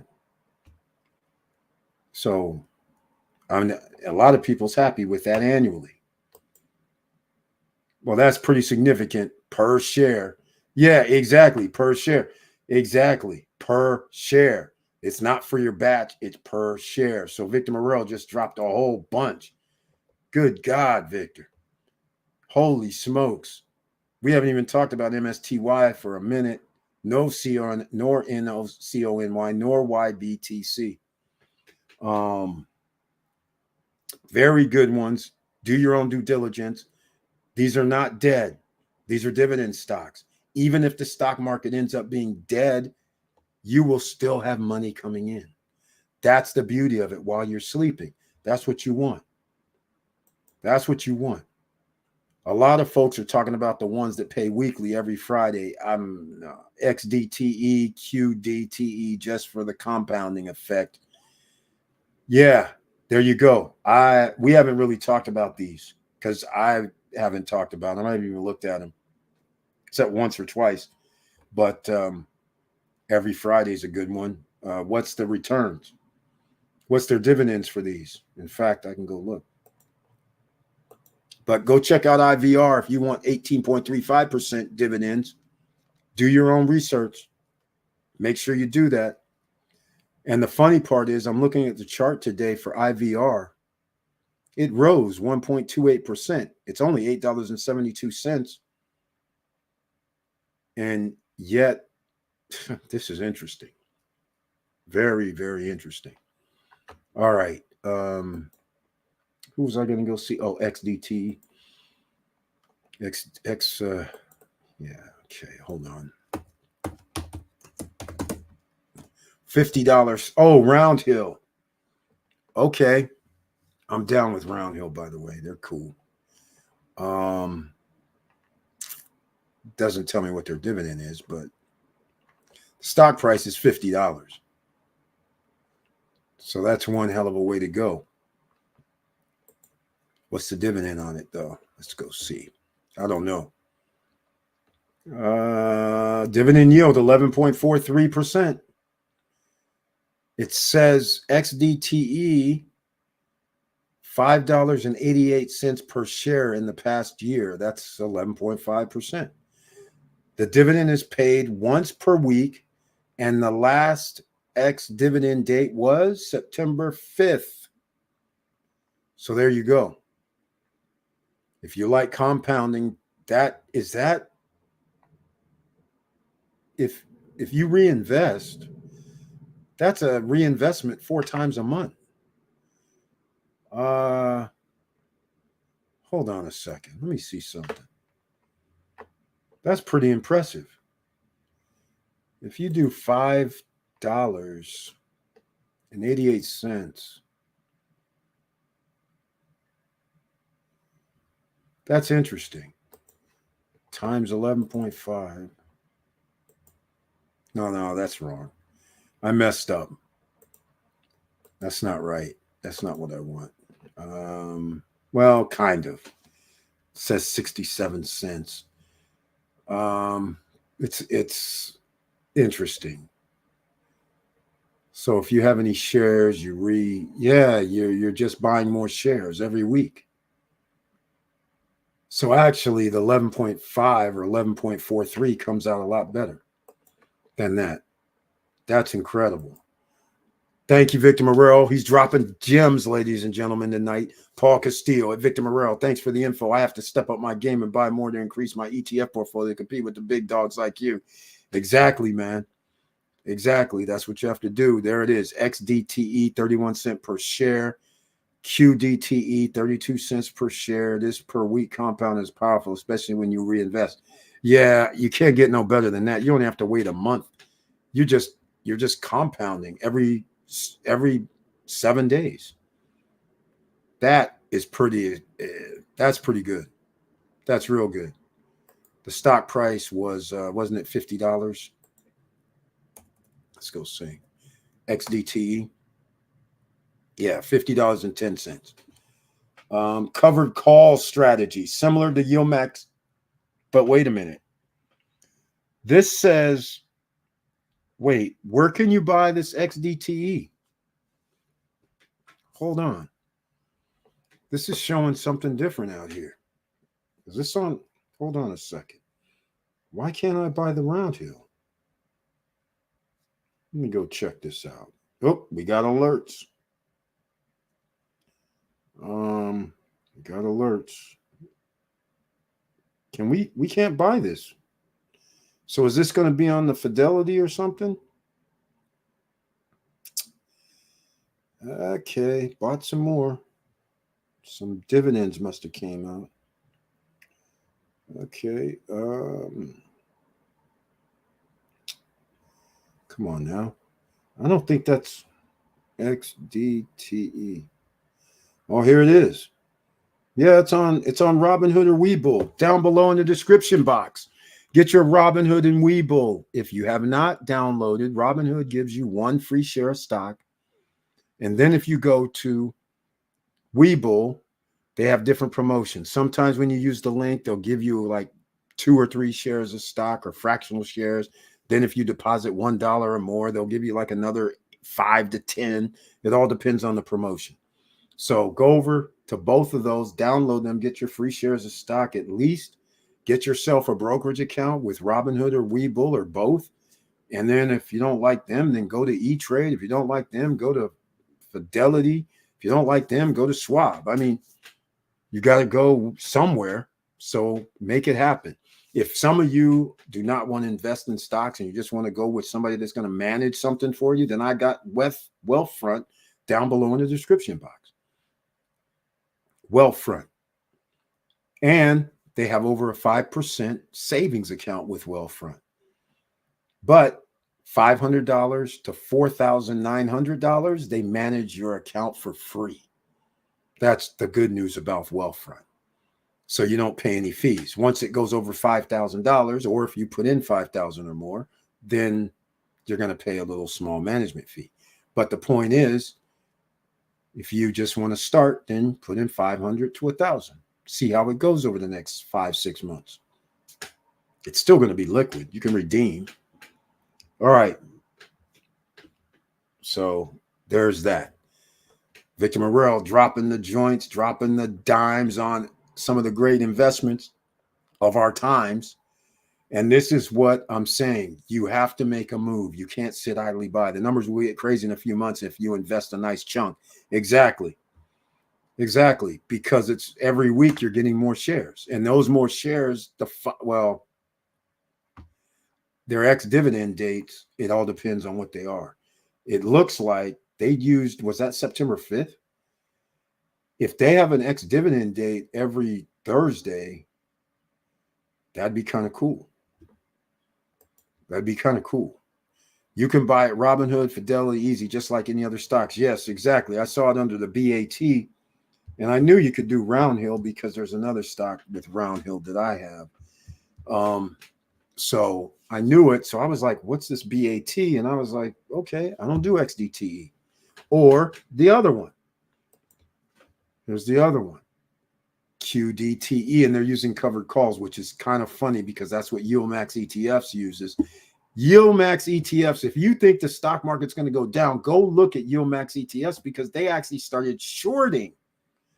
But the question is, read what they say, not what the name says. It says they're shorting some of these highly sought after companies.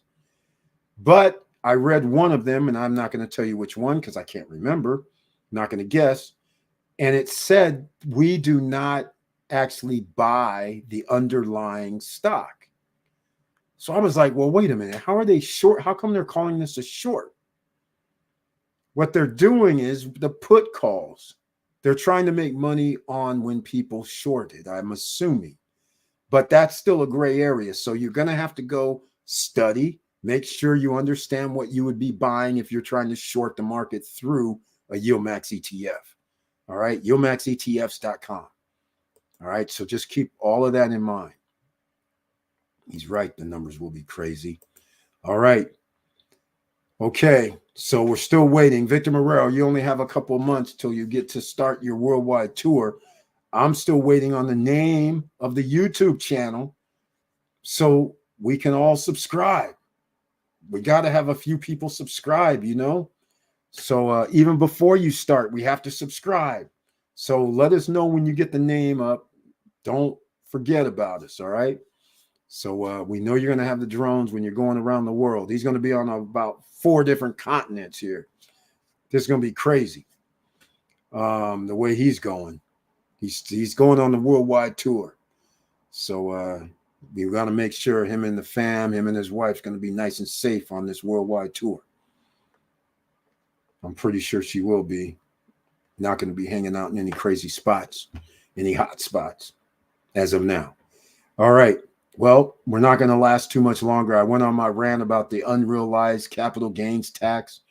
I don't see how that's going to hurt anybody that's watching this channel. I know, sure, there's a few guys that make a lot of money watching this channel, but it may hurt you. But I'm sorry. I don't have sympathy. I'm sorry. I have sympathy for the people who working their ass off for your companies and they're living paycheck to paycheck and they pay more tax than you guys do. That's who I have sympathy for. All right. Shall we all have a single digit tax rate? Right. And I know some people are going to say, but hey, wait, they're the ones that create the companies and the business. No, yeah, they created something.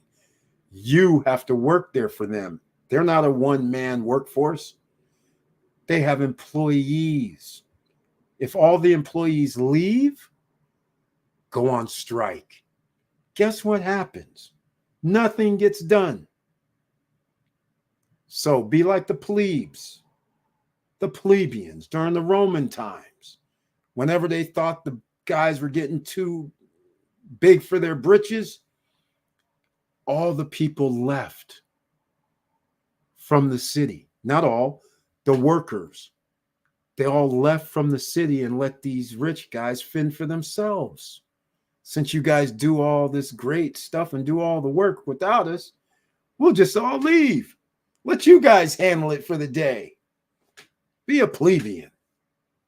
Plebes, as they call them. Think about it. All right. I guess I'll say enough with that. All right, let's go. I know I've been so busy coordinating the bank pension and 401k. We're also taking care of all that last medical appointments with VA before we head out. Oh, that's definite. Because you could always have some postponements and things like that. I can understand that. And you're trying to move your 401k to, did you ever decide what you're going to do with it? And are you going to put your pension over? Are you going to, oh, you don't have to worry about residency in the DR.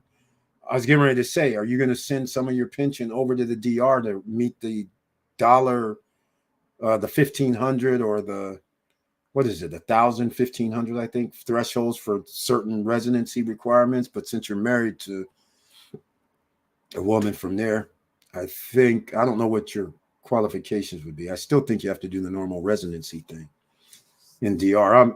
I'm at this point, I'm not going to be a resident, so I haven't really delved into it even more. But that's one way you can do it. If you have 1,500 or more going to a DR bank, that gets you some automatic, well, you're on the road to residency. You have land there already, so it's kind of, I don't see why you wouldn't be able to do it. Switching your 401k, that's the most important thing, but you have no penalties. As long as you go from 401k from your job to a 401k, another brokerage account, there's no penalties. It's only penalties if you try to siphon off some of the funds. If you say, I need to take out some. But right now, I think there's an exemption still of a certain amount you can actually take out if you wanted to. I'm just saying. But the point is, you can just roll it straight in at no penalties. In fact, where are you going to roll it into so you get something for doing it? Who's the one that's going to give you $2,000 for bringing your 401k over here? Who's the one that's going to give you some free stocks or whatever for bringing it over here? Very interesting. I don't really know about using my 401k on Webull or Robinhood, but they have promotions. Very interesting promotions for putting in your 401. But so would a Fidelity, so would an E-Trade, so would any other Schwab, or I love TD Ameritrade when they had their separate brokerage. But it is what it is.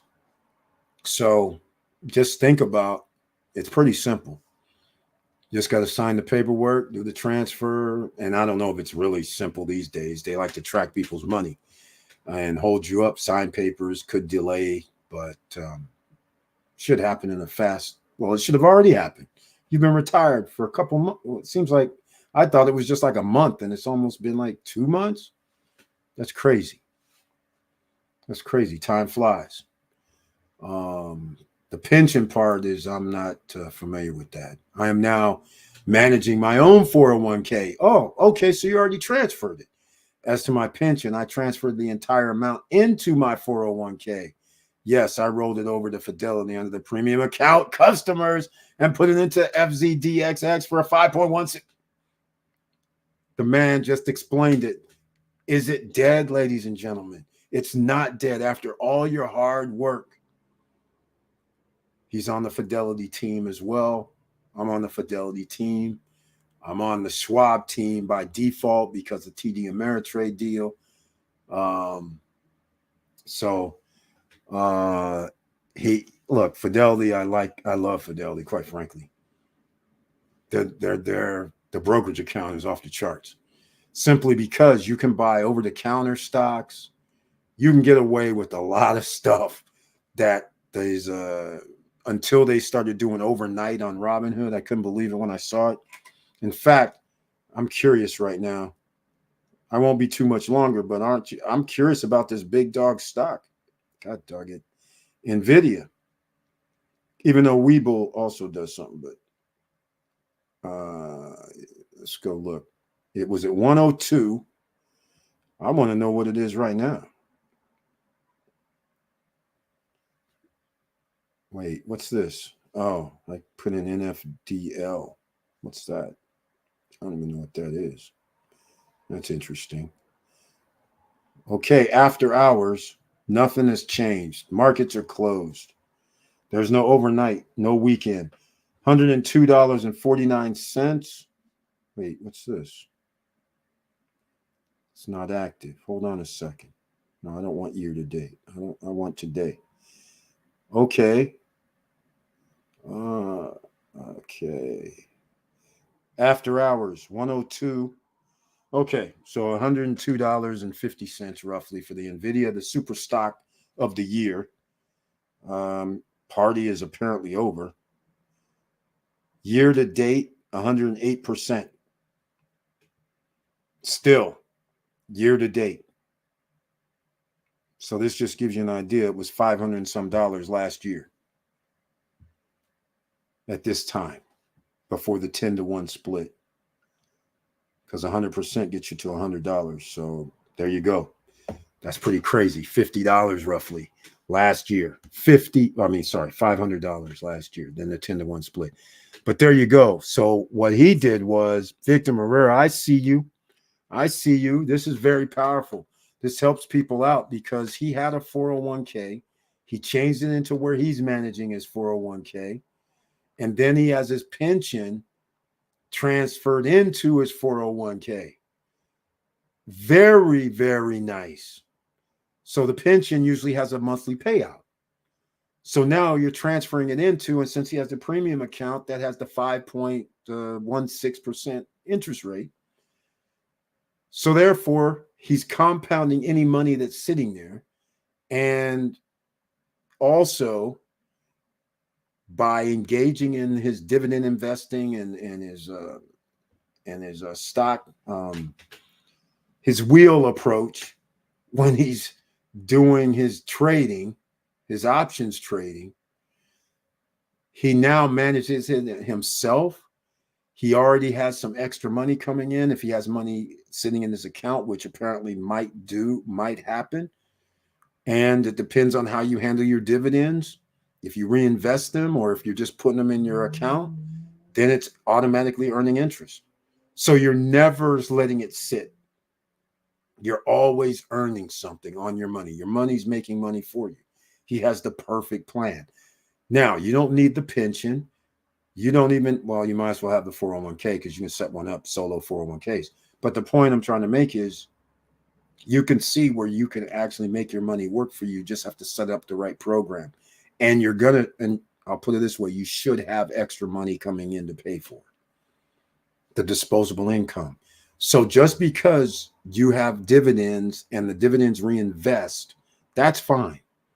But if your stock portfolio and you have it and you see that you want to own a stock at a cheaper price and your dollar cost average comes down, you should pick up some more. You should put some money in your account and buy some more. So don't just think, set it and forget it. Think about putting some more in there. So that's actually helping the overall balance keep creating. That's what you want to do. You want to keep it going. Okay.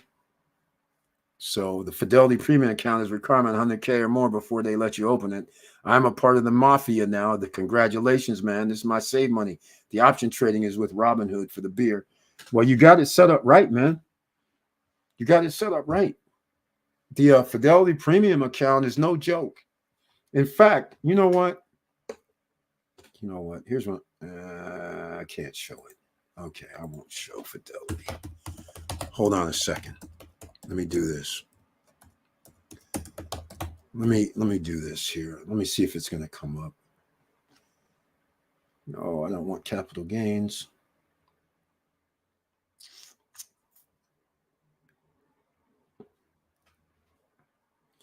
Okay. All right. Nah, I can't pull it up. I'm not going to pull it up. All right. Here's the thing. Victor Morrell knows. Okay, Victor Morrell. Okay, let me explain. The premium count, still going to have credit card, not credit, debit card. All right. So you could be anywhere in the world. You have a debit card, and not anywhere, but a lot of places in the world. And you guys know whenever you use cards wherever, and it's not in a network, it used to be you got a free, it was always free to use. Fidelity has special things that other people, they have too. But Fidelity, I like the way it's the ease of use is why Fidelity is always a good one. I wish I had I should. I don't. You know what? On Monday, I'm going to F around with Fidelity and I'll put up a link for, so I get some credit for something. How about that? All right. I'll do a credit for giving a link. All right. Yes, the pension monthly payout was based on an annuity. And I said, hell no. I do it myself so I can control the output of money. Exactly. Plan is to pull between 45 to 5K per month based on the market. There you go. There you go. Set up perfectly. Set up perfectly. There it is. So here's the very interesting thing. So now you're going to run into capital gain scenarios, I think. Well, you could. But my point I'm trying to make is the offset is going to be the monies that you actually invested into your account. So even though you can withdraw 60 grand, your tax implications aren't going to be 60 grand of tax, let's say. It's going to be way lower because you're going to have other monies that you invested that you're going to be able to deduct. So it works out beautifully. And some of it could actually be tax deferred, tax free. So you have all kind of different things going on. So this is why the big boys win. So some people would say, well, you have $1 million making money. And then depending on how it was set up, it's tax free. Or is it tax deferred? What's your pick? So you gotta this is why you need to understand it's not just as simple as just having dividends coming in. Sooner or later, when you have a nice little tidy sum start rolling, you're gonna have to consult with a tax advisor, a tax accountant that's familiar with stocks, 401ks, because you want to set it up where you have tax deductions based on your investment strategy. All right. So there we go. Fidelity Money Market Fund Premium Class, the other source of income for rental and military pension will stay in the USA accumulating. We've been planning for it to the detailed over 2 years. Yeah, it takes a minute. This is why the rich guys win, because they understand you can't just turn it on. You have to have a plan. Your plan is based on your lifestyle. So he wasn't retiring we told us like 2 years ago. He wasn't retiring. But in that time, he was setting up everything for what he was planning on doing and the tax implications for all. So as long as you knew that far in advance, so that just tells everybody what they need to know, Victor Morrell. I appreciate it for sharing this details, because a lot of people think, oh, I'm retired, I got to do something like right away. I got to do. You're panicking when you shouldn't be. You should be just like chilling. You should just be calling the professional. Doesn't cost anything to call a professional, only when you use them. Say, hey, I remember who you feel good with, who you vibe with. Take a few calls, talk to a few people. This is what I plan on doing. I'm having this. What's your, can you give me any advice that you can give me right now to get my business? Most of the times they may or may not give you that, but you start learning certain things and then somebody will say, yeah, you can do this. So you should be scouring about, making plans. And after you've made your plans, the taxes changes every year. It could be for city, it could be for state, it could be for federal. So you not only have to check in, you have to check in again the following year. You're going to be intimate, so to speak. You got to call up and say, hey, man, am I doing everything the most efficient way? Is this the best way that I can keep my money rolling in without tax implications? And you should have that person. You're not going to mind paying these guys a few thousand. You're not going to mind paying, well, $1,500 to $1,000 just to tell you this is what we should be doing. You're not going to care about that. Not if you're making thousands. So it's a write-off anyhow. Remember, you better be in business. Okay. Victor Marrero, he better be in business when he's traveling around the world because he's going to have his YouTube channel. He's in Florida. So he should just make his LLC. And yeah, it kind of gets complicated because who wants to really do those forms that they want you to fill out quarterly if you have any employees and all that stuff. I get it. Maybe you don't want to do that. But if you do have a business, now when he goes and he has his drone and he goes over to Spain, that flight over to Spain to deal with his YouTube channel, all of a sudden, he's just got tax deduction implications.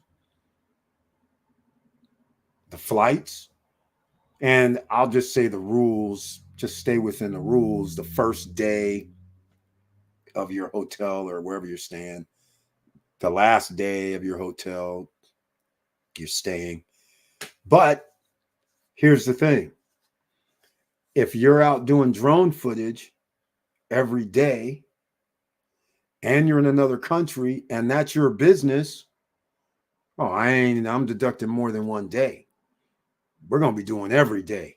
And I can prove it. Time, date stamps on all my stuff. This is what I was. This is what I did. Here's the video. So now it's legitimate. That's a legitimate tax write-off. I can write off every day.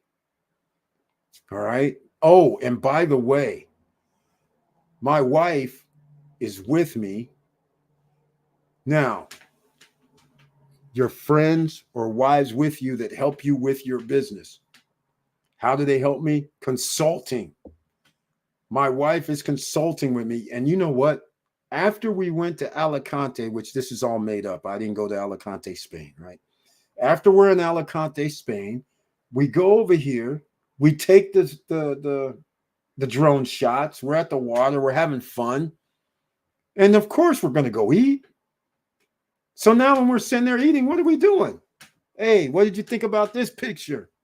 What did you think about that? Yeah, I think I'm going to put this in the video. We're talking business. You're damn right. I'm writing it off. Yeah, I'm just saying. I'm writing it off. And then anybody else I run into that does business, I make a note if it's serious. You know what I'm saying? If it's a little more serious, not just, hey, and nice to meet you. I saw you on YouTube or whatever. Not that.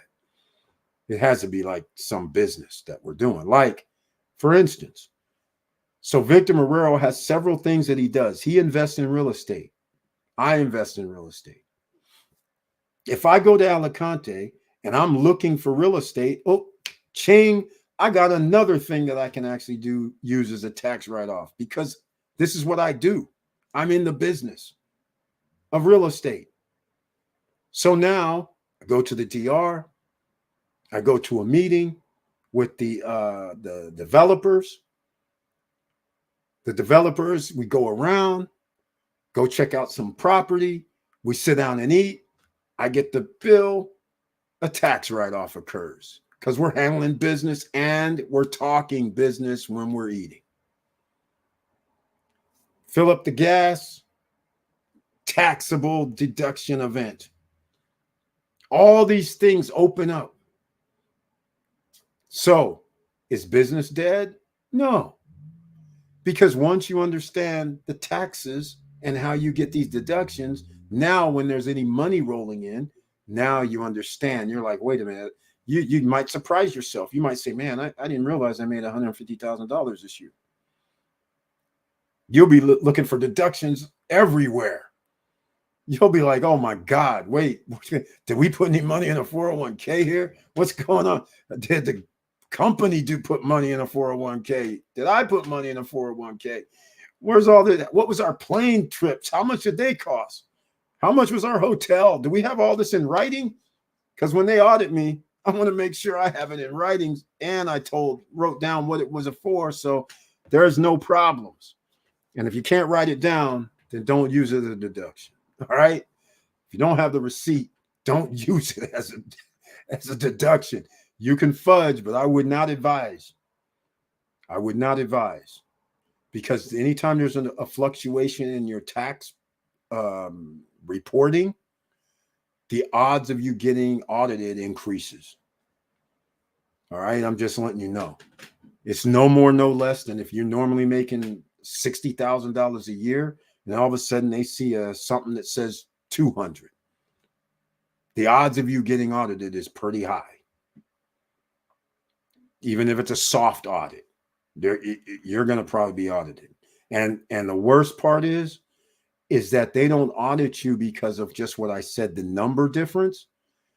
What will happen is you're going to report different. If you work for somebody and you made $90,000 a year, then all of a sudden you put in your report that you make 150, but now they see another EIN number, you're going to get flagged. Pretty much.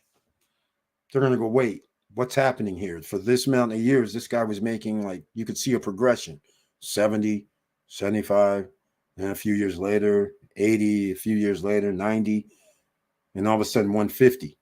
You're getting flagged. More than likely, I'm just saying. So you have to write down your deductions, because they will come for you looking at you going, hey, man, where'd you get all this money from? What's happening here? And by the way, you made 150, but how are you calling it 100,000? How are you saying 100? And by the way, you're paying less taxes than when you made the 90. What's happening here? And of course, you're in business. America is built for businesses. That's why businesses will never be dead. So they're built for you to take deductions, get depreciation. You know what's kind of funny? Victor Morrell is familiar with depreciation because real estate, you can have depreciation. Like on his property that he's had just, I guess it's 6 years, 5 or 6 years. You can, if you have an accountant, your accountant could actually get the depreciation because you have a fridge, you bought it for a business. You got couches. You got, look, he had to pay almost $50,000 for furniture. You can either deduct the $50,000 from your business, or you can do it over some years, depending on what's advantageous to you. Let me give you an example. Let's just say the first year you opened your business and did business, you only made $40,000. Let's say the furniture cost you $50,000. Well, your tax liability on $40,000 less your deductions, I mean, that could be like 5-7 G's or something. So therefore, do you really want to use all of it at the same time? Or as you make more money, you get to pick and say, well, wait a minute, we only took $10,000 the first year, but this year we made $300,000. Hell yeah, let's take the $40,000 depreciation. But you have a choice. So these are the kind of things you have to think about. There's different things you can do. All kind of different things. That's why you need some attorney CPAs. Good point. I've spoken to others to give them guidance. Some listen, and others think they will stay young forever. The ones that listen will thank me one day. Just trying to help others. That's it. That's what we do here, ladies and gentlemen. That's what we're trying to do. We're trying to help you. A rising tide lifts all boats is what I will go to the grave with. I need you to win for more reasons than people think.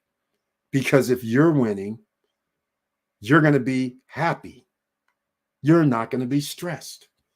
You're going to be like, I'll help people. But if you're losing, now you have a different attitude. And a lot of people don't take losing well. People start blaming other people. They'll say, I'll just take stuff. I don't have to go out here and earn it. I'll just rob, cheat, steal, do whatever they can do. So we need a good society means everybody's winning, or as many people as possible, without restrictions. The only restrictions are just your laws. But I mean, no real restrictions. As long as you're doing right, then you're good. And that's how America has been built. Right? So if we have a downfall, like when we have 70% of the population living paycheck to paycheck, having to have both parents of a household work, you're going to have a deterioration of the children, because who's going to be watching them? The daycare? Seriously? Which daycare? The one that's down the street? The one that has like a little school? I mean, the babysitter? I mean, that's not really bastions of etiquette. That's not bastions of teaching. They're watching, making sure you don't fall out your chairs or break something in the house or run out the door into the streets. They're usually not the ones sitting there teaching, right? Not usually. So again, all them hours, the kids have another person who's not their parents watching them. Like I told you guys before, there's one thing about this illusion that we have in America. And a lot of people have this illusion. In fact, you know what? Speaking of that, I'll give you an example, because Victor Morrell is always kind enough to share his life with us. So I always talk with him about this. I mean, Mr. and Mrs. Cool could easily, divulge some things as well, and a few others, even Paul Castillo. But here's the thing. I told you guys, and I still get I always got a kick out of this, because I've always lived, most of the time I've lived in areas that were, let's just say, upscale, luxury type of things. And so I would, and I just got to call it like it is. The amount of diversity shrinks, at least in California. So when I moved to an upscale, pseudo luxury location, and you're like in your 20s, people are like, who is this guy? He's not supposed to be here, right? He's supposed to be an up and coming guy. How's he living here with us? And so it was always fascinating that was the thing. But that isn't just one of the factors for me being a minority. The second factor was, so you live in the upscale luxury neighborhoods that you see on TV. So everybody thinks, oh, that's the life. Well, see, it is, but most of my neighbors, I would, now that I'm thinking about I move like every 7 years or something. But now that I'm thinking about it, most of the neighbors, the wife and the husband, they would have like 2.5 kids. I mean, it literally was like this, 2 or 3 kids, seemingly is the number. And there's one thing that was always in common, because since I was at home, chilling out, doing my things, not really chilling, but doing what I need to do, I didn't have to be anywhere. I could be at my house, phone calls, I could do whatever. The other people, though, they had to go to work. So people think just because they make more money that people don't go to work. For some reason in Americans' heads, they go, oh man, the dudes that have the $1 million places, they don't have to do nothing. And it's funny, if you live there, you will not have this point of view, because when you come out your house at 10 in the morning, noon, 2 in the afternoon, even 5 o'clock at night, you'll find out hardly any of your neighbors are home. They're out there busting their ass. And some of them own businesses, some of them don't. But when you own your own business, you're not going to leave it abandoned. You're going there to work. You got employees that, as times are, employees may not be looking out for your best interest. They're looking out for a paycheck, not your best interest. So you just can't up and leave. So that's one of the things that Paul Castillo, do you think opening an FCDXX account and transfer my 401k might be a great choice for me? I'm thinking about quitting my job in a year and opening my own business. The FCDXX account, well, it's like a premium, it's like a savings account. So yeah, I mean, and a 401k at Fidelity is fine, but are you going to manage it yourself? That's the question. So it all depends on what you are planning on doing. But I mean, I'm pretty sure he's going to sign off on Fidelity because Fidelity's off the charts.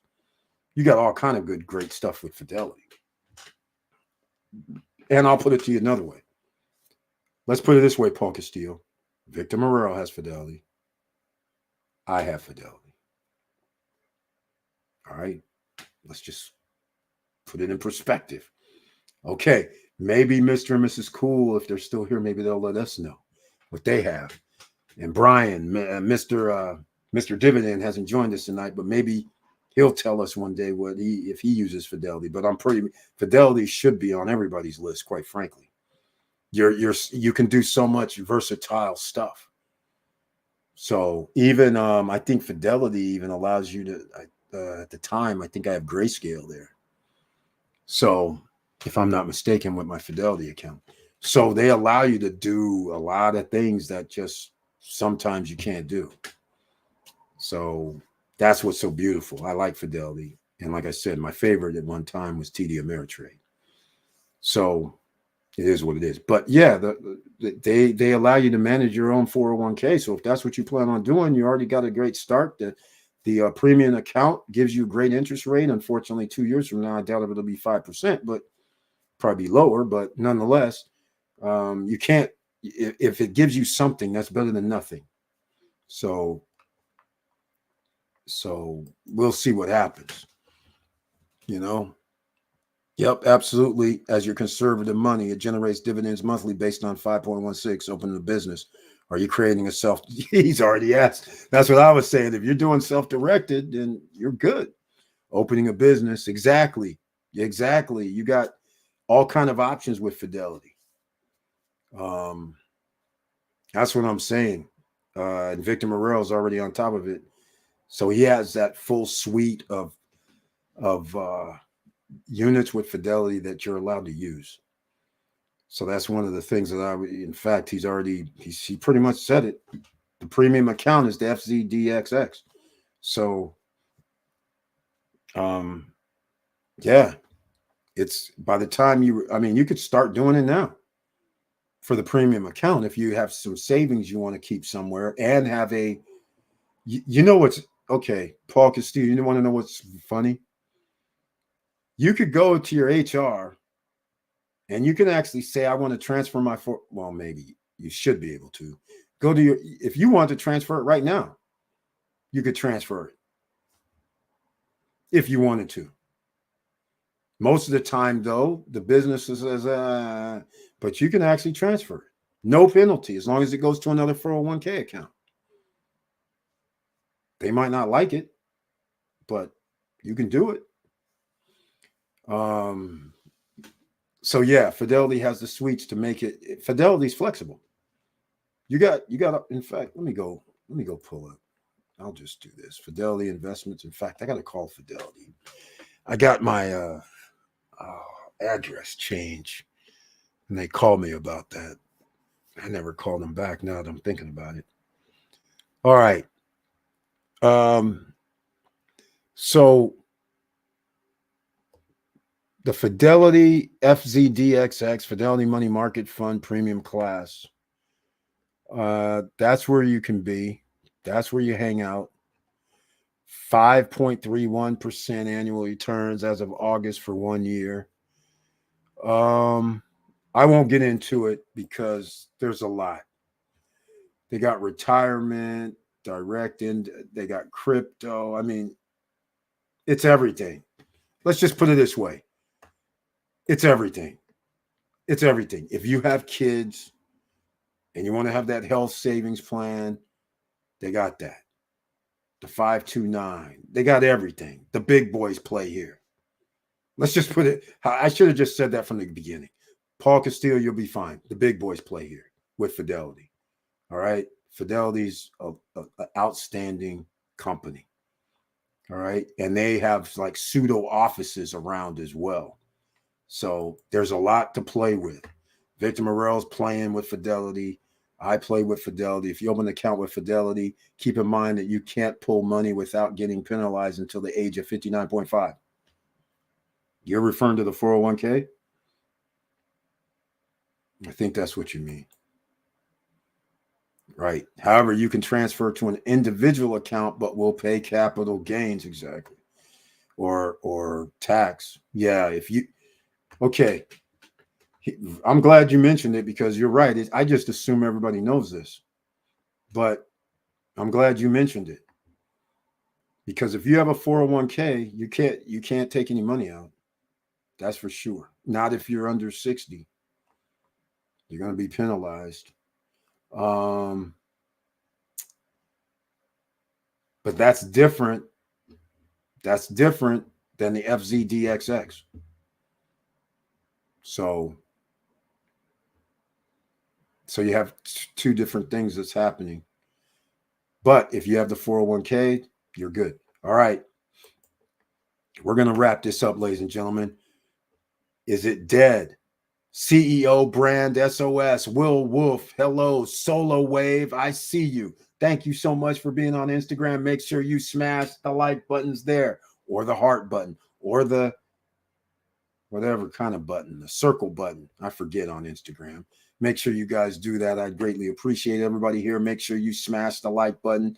If you like what we're talking about, please subscribe to the channel. Click the all notification button. And again, let's see, Victor Morell's on it. However, you can transfer to an individual account, but will pay cap. No. Yeah. I thank you for mentioning. We don't want to do that. We don't want to do that. We don't want to do that. No. We want to go straight to a 401k, non-individuals. Well, it's kind of an individual, but 401k to 401k, there's no problems. So you don't want to put it to, well, yeah, you're okay. First of all, if you don't want to do a 401k and dump whatever, well, it would be cash, but you don't want to really dump something into the FZDXX because you will be paying some serious tax implications. In other words, cashing out. Tax implications, even though they still might have up to $100,000 and no penalty. I don't even know, but who cares? You don't want to mess with your 401k, especially after you've built it up. You don't want to mess. You just want to put it into a 401k that you control. So then this way you can do your own stuff. That's all you want to really do. All right. That's the advice we can give you. Then go see the professionals. You know who's professionals? Fidelity themselves. They're professionals. Yeah, it's crazy. In fact, that's why I like Fidelity too. You can go to Fidelity and you can learn from just what they post up, which is very, very interesting. You don't have to do too much. I'm at their website right now. Build your free plan, building savings, robo investing plus advice, wealth management, retirement. It's under planning and advice. They have a whole, I mean, they've been doing this. I don't even know how old Fidelity is, but hell, I used to buy Fidelity mutual funds back in the day. We're talking 30 years ago or something. So,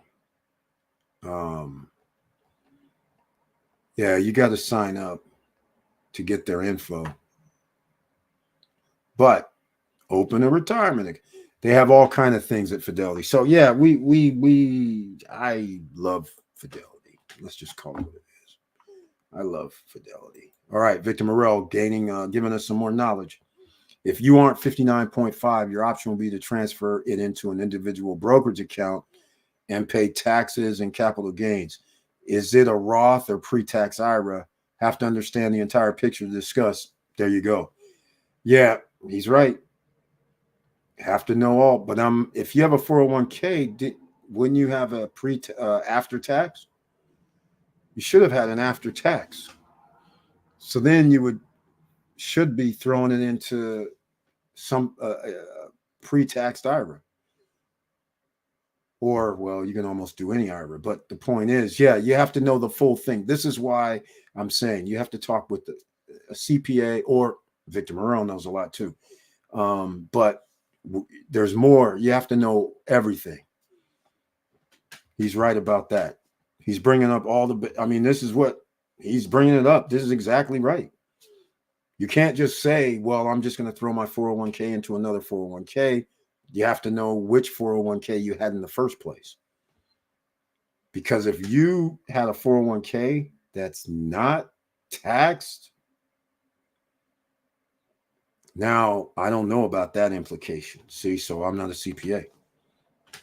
I'm not an accountant, so I don't know what the implications are. If I try to transfer it, what do I have to transfer it to make sure I don't have any tax implications? So this is where a lot of people mess up, because they think all 401ks are created equal. They're not. You need to know exactly what you have been doing, because you don't want to trigger something crazy. You don't want to be like, yeah, I had a 1.3 million, and next thing you know, you got a freaking $200,000 tax bill or something. You don't want none of that. Trust me, you don't want to be in that ball game at all. That would be starting on the wrong foot. So just saying, pay attention. All right, we're going to wrap this up. And again, I only gave one little story for the storybooks tonight. That was the Dave, the Devilfish Uliet. And the picture I gave you had Jennifer Tilly, Phil Locke. You guys don't know the poker player. Jennifer Tilly used to be in a lot of movies, so you might know her. Marcel Lewis, the Flying Dutchman. Unless you're in poker, you wouldn't know who he is. Phil Locke, the Unabomber, WPT, World Poker Tour, and all that back in the day. He was very more famous back then. A couple of guys, like I said, the guys next to me, they're professional poker players that you would see on TV too. And then I got some other stuff. What I'm going to bust out is at the final table is the videos, and the video I make. It has Steve Daneman, and me and Steve used to be on good terms. He actually came in second at the World Series of Poker, runner-up, main event. So he's at the final table with me, him, a guy named Terrence Chan, who got his first World Series of Poker bracelet last year in 2023. Now, remember, I said this is like 17, something like that, 17, 18-year-old video. So that from that time till 2023, before he got his first WSOP bracelet, which is awesome for him. In fact, I spoke to Terrence Chan last probably 3 or 4 years ago. Steve also talked to him maybe 3, because I'm retired. I haven't played poker in 10, 12 years now, maybe 13, 12, 13, something like that. So, and then I'm trying to, another person that people would know because of American Pie is Shannon Elizabeth. Right? That's her name. Unfortunately, even though she's at the table with us, you're not going to see her face. All you're going to see is her hair, because they shot right over her head when they shot the final table. And there's like other people there, but those are the guys that people would have known if they'd have saw her. And I just got to say, she was most annoying. I mean, seriously annoying. Real annoying. Seriously. And then here's how it all, I'll give you guys some juicy stuff. This is like tabloid stuff, right? So, God, I can't remember everybody's names, but anyhow, so we're walking, we're in the at the Playboy Mansion in the back where the pool is, and that's also where the red carpet is. You come through the red carpet and it comes out by the back, and I'm like right behind her. Annie Duke, who used to play poker, Annie Duke's there, so I see her, and also she's a difficult person. It's ridiculous. Anyhow, Annie Duke is actually involved with this guy, and I wish I could remember his name. He's a producer and he's an actor. He acts and he produces movies and TV shows in Hollywood. So that's who Annie Duke's messing with. So I'm walking behind Shannon Elizabeth, me and the wife, and all of a sudden, Shannon Elizabeth starts this. I wish they would have told me, like she's in front of me, like 5 feet or so. And all of a sudden I hear her start doing this. I wish they would have told me he's going to be here. And I'm just like, she starts going off. You know, I shouldn't have been here. He shouldn't have been here. He knew I was coming here. We got this thing going on. I guess they used to date or something. And she was just going off. And the funny part was, is like I said, Annie Duke, kind of like, hey, what's up? But her boyfriend, I swear I can't remember nobody's name. But anyhow, me and him know each other. So he comes up and sees me, comes behind Shannon and is like, what's up, man? And I'm like, what are you doing here? Because I didn't realize him and Annie were an item. I just heard, you know, like he might be there. And then I was like, what are you doing? What are you doing here? And he's like, you know, man, I'm hanging out. Annie's here. She plays poker. And then Shannon's just yelling. She's like, what are you doing here? We got a training order. She was going off. I was just like, this is crazy right now. You know, at the Playboy Mansion, they're just fighting. Well, she was. He wasn't. He was just walking, you know, Eric, what's up, man? How you doing? Nice to see you. What a pleasant surprise. I didn't expect to see you here. And I'm like, I didn't expect to see you here either. You do movies.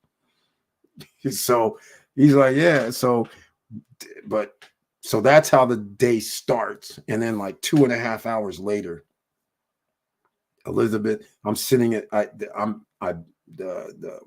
there's 2 tables left. The one picture you saw is 2 tables left.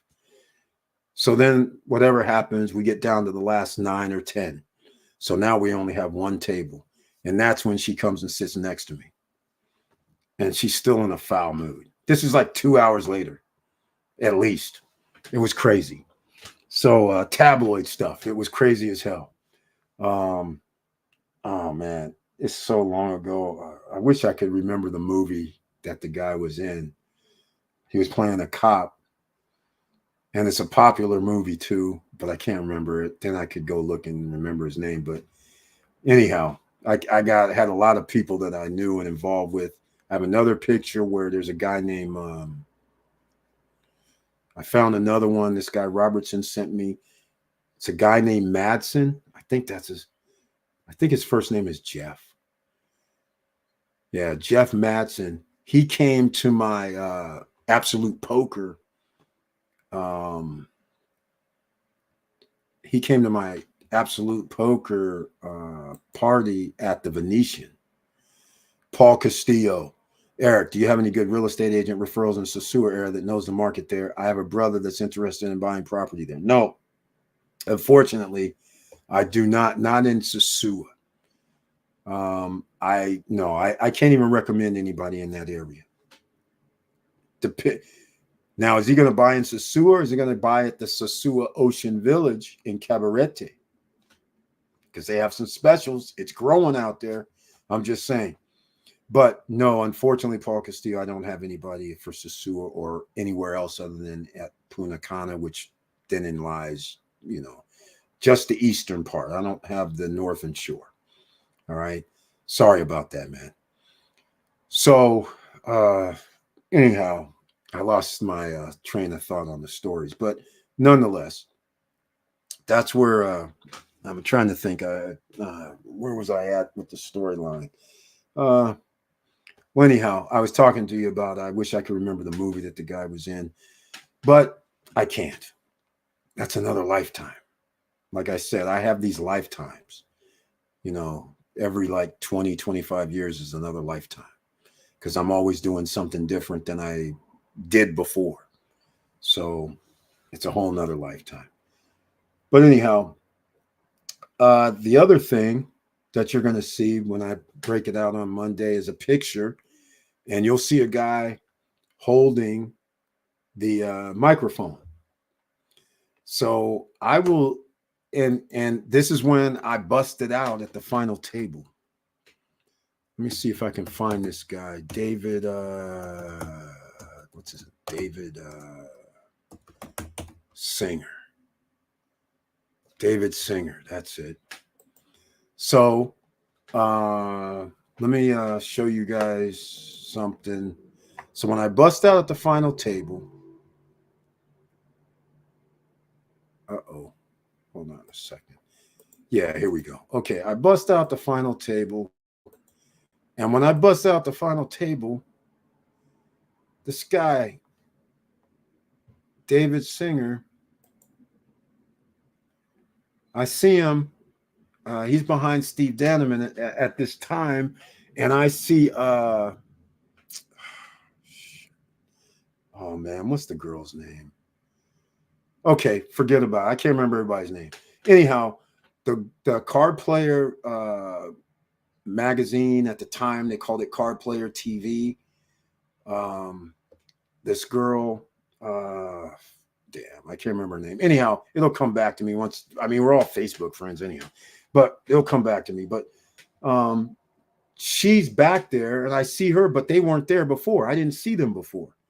So the Card Player magazine's recording everything, and I didn't realize they were recording it. So when I bust out, David Singer is like trying to grab me. He's like, hey man, come here. Because I'm pissed. I'm walking off because how I busted out, I'll never forget this.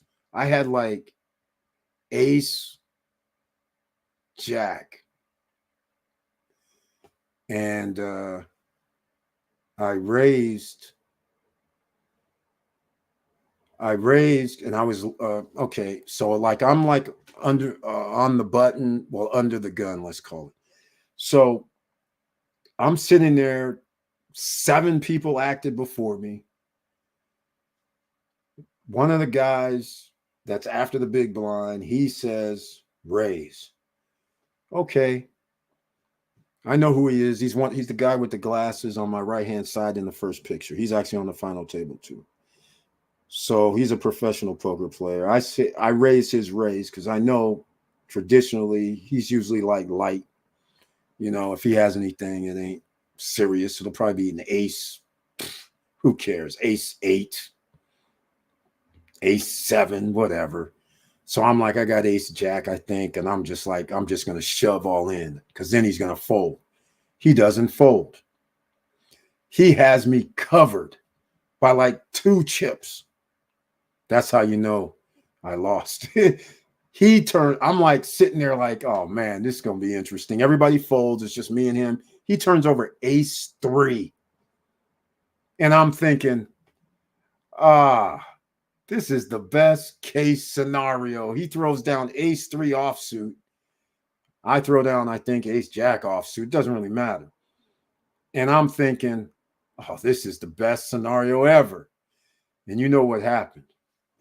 Just because there's only 3 threes left, just because that's about a 10% chance at first and then a 6% chance after the river, after the turn card, does not matter. A 3 came.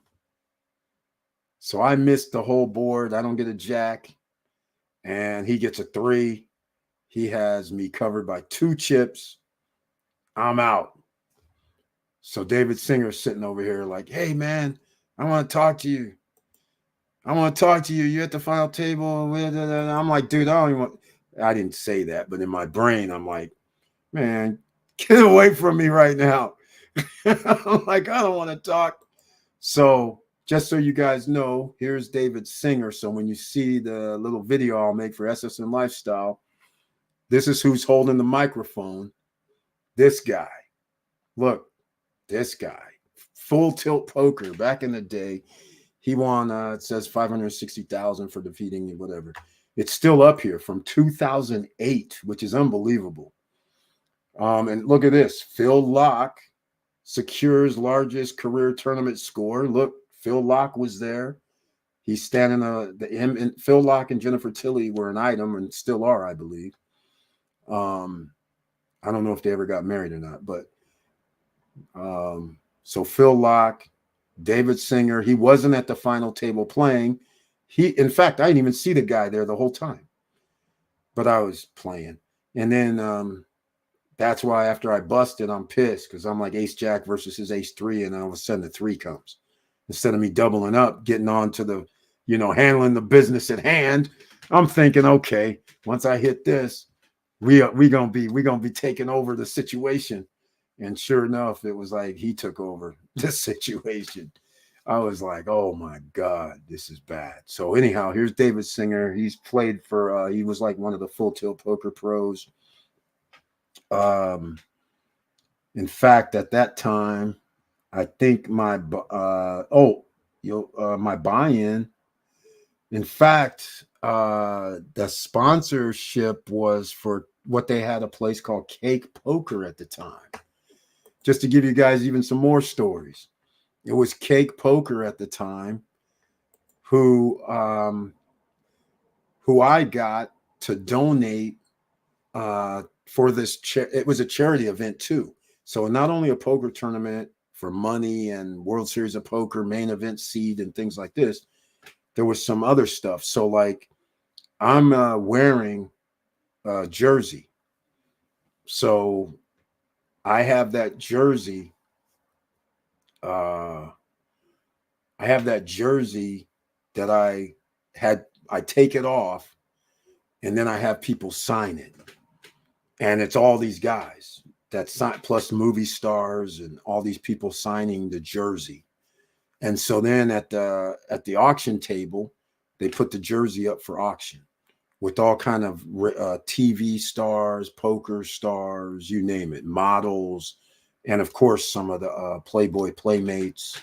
They're there that people know because they're in the Playboy magazine at the time, the cover or the centerfold. They're there, so they're signing, taking pictures. So you have a provenance. So when you win, you actually have your picture with whoever the stars are right there. They'll be taking pictures with you if you win the auction, right? So it was like a beautiful setup. That was part of the contribution. So we're wearing my gear, Poker 101A, and we had our stuff go. So then when we had the TV shows, radio and TV and all that, they would come down and show what's going to be. So then it'll be on like Entertainment Tonight, LA, what do you call them shows? LA PM or all that. Then you had like Ebony TV, Africana TV. You had, I'm trying to think. What was it? Entertainment Tonight was there. Entertainment Tonight, the African TV, the LA PM or something like that. The only reason I can remember is because it was on their mics when I'm coming down the red carpet. And that's when, we're talking, what do you think you're going to do tonight? I'm talking a little smack. But then I'm like, nah, man, we got these guys are here. They're coming. It's going to be pretty tough. But this particular time, they had the setup that was different. So, like, I showed you guys the one tonight, which may be even the same one.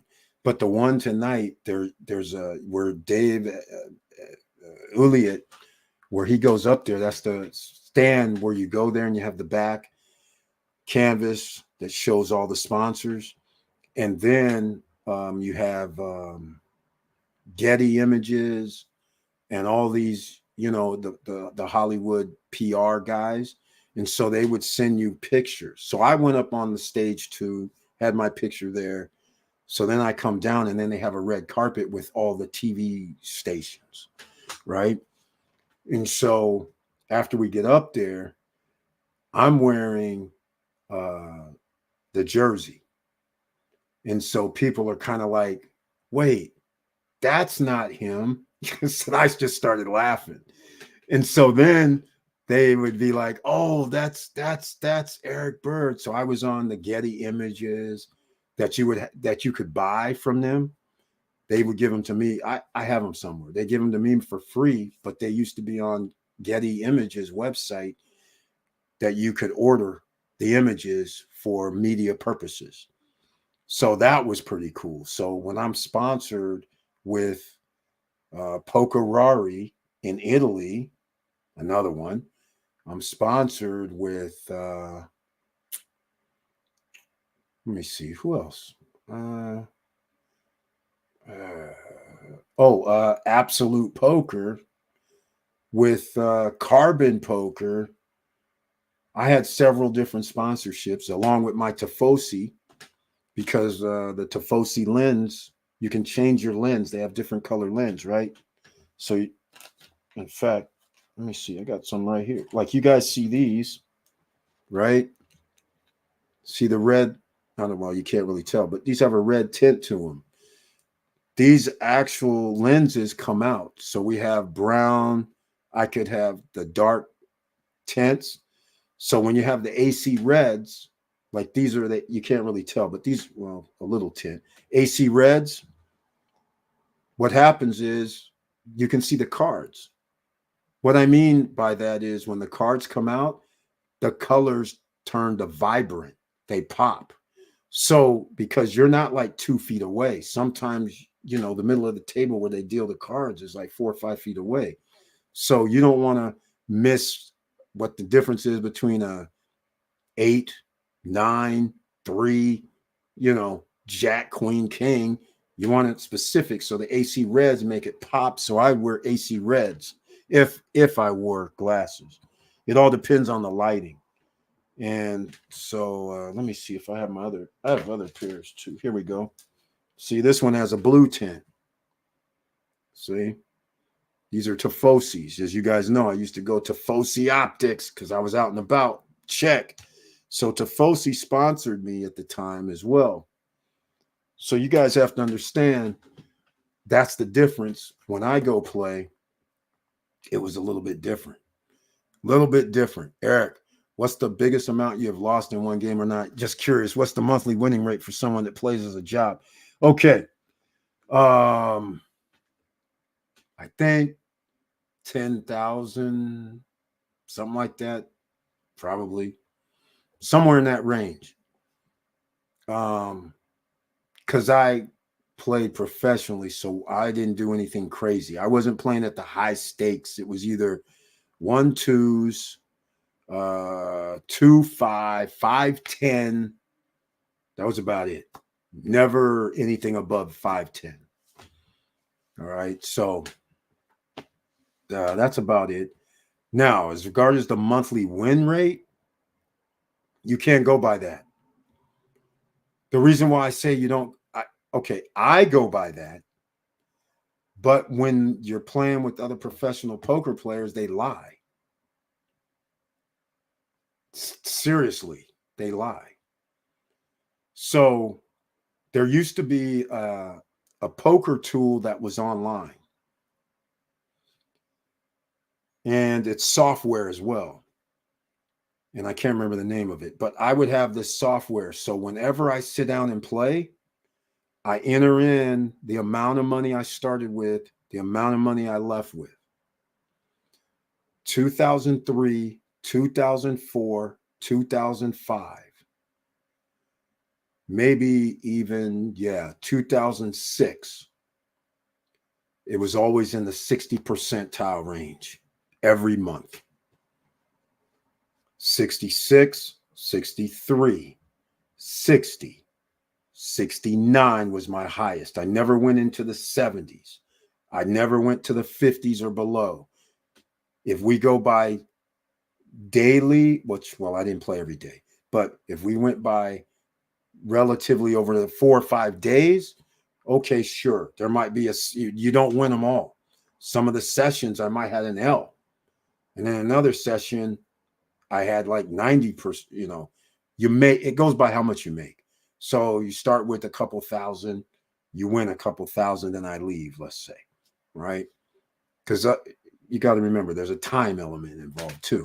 But most people, I don't know, because the guys would never show you their stuff. Because, remember, their competition, I wasn't really friends with a lot of players that would show me their stuff.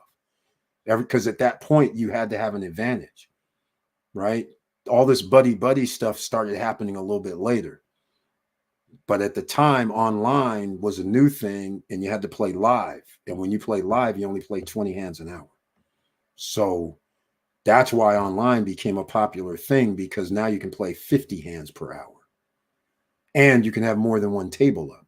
So my win rate for 3, 4, 5, and 6 was in the 60 percentile. In 2007, this is after there's this poker boom, right? Chris Moneymaker won in 2023, the supposed no name every guy, never really played poker professionally, okay? He wins, I don't remember how much.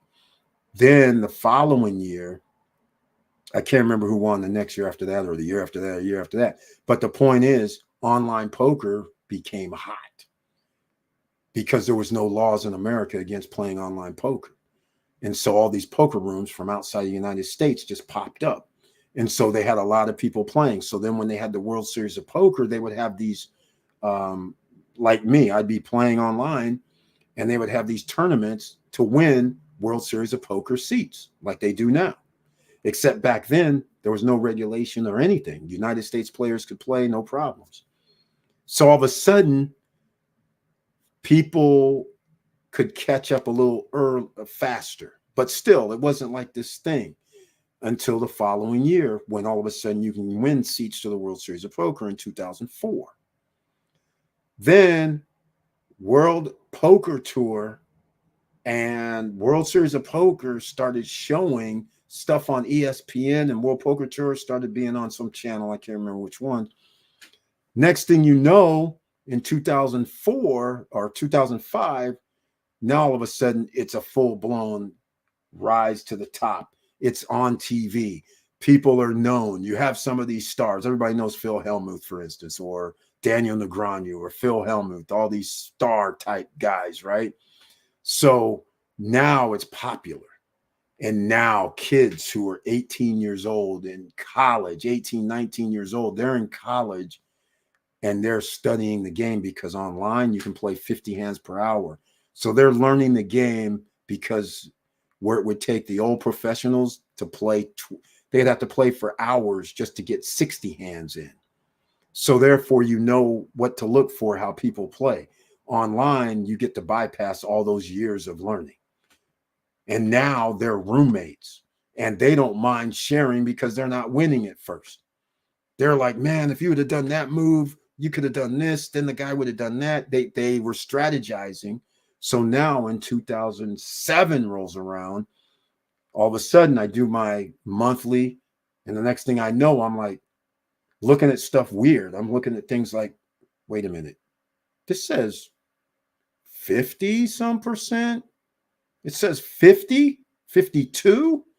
That's a big drop, 10% drop on my win rates. So then I'm just like, and as each month goes, I'm doing like, oh, I get to a 60, then it's a 50, then it's a 40. All of a sudden, what's happening is all these influx of kids that's been learning for 3 years, they're getting better. And the overall game is getting better, because even the pros have to up their game, because people play different. Aggressive is how I used to play. And there would be a reason, because back in the day, people wouldn't play that aggressive. So that gave me an advantage, because people would have to anticipate moves. If they bet, then I might re-raise them. And back in the day, a re-raise was kind of like, oh, you got a hand kind of thing. It was a little simpler game. People would be taking it a little more seriously. But as these guys learned and started realizing Just because he re-raised me 2 times, wait a minute, that jack that I got in my hand might not be good. I can't play with this guy. Do I want to die right now or not? Because he might go all in if I re-raise him. Those kind of things in their head.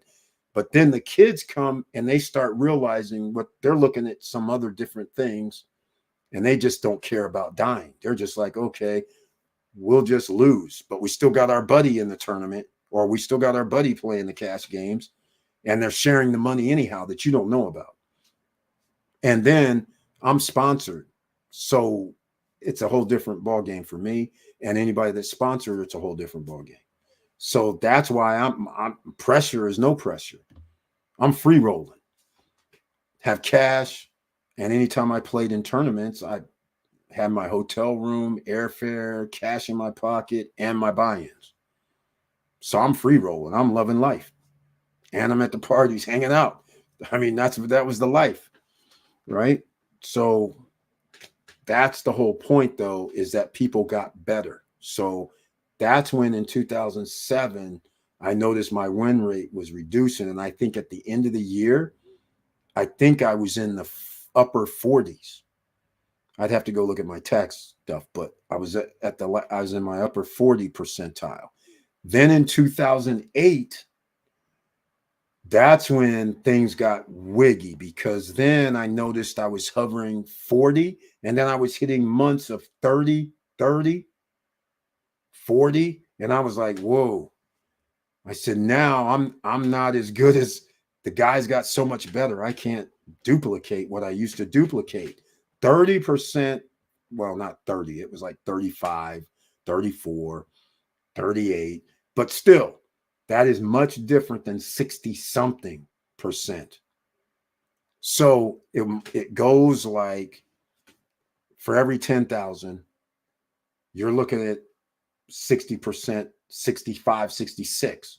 So you don't even have any fear at that point, right? Because it's just like, okay, 10,000 means 15, 16,000.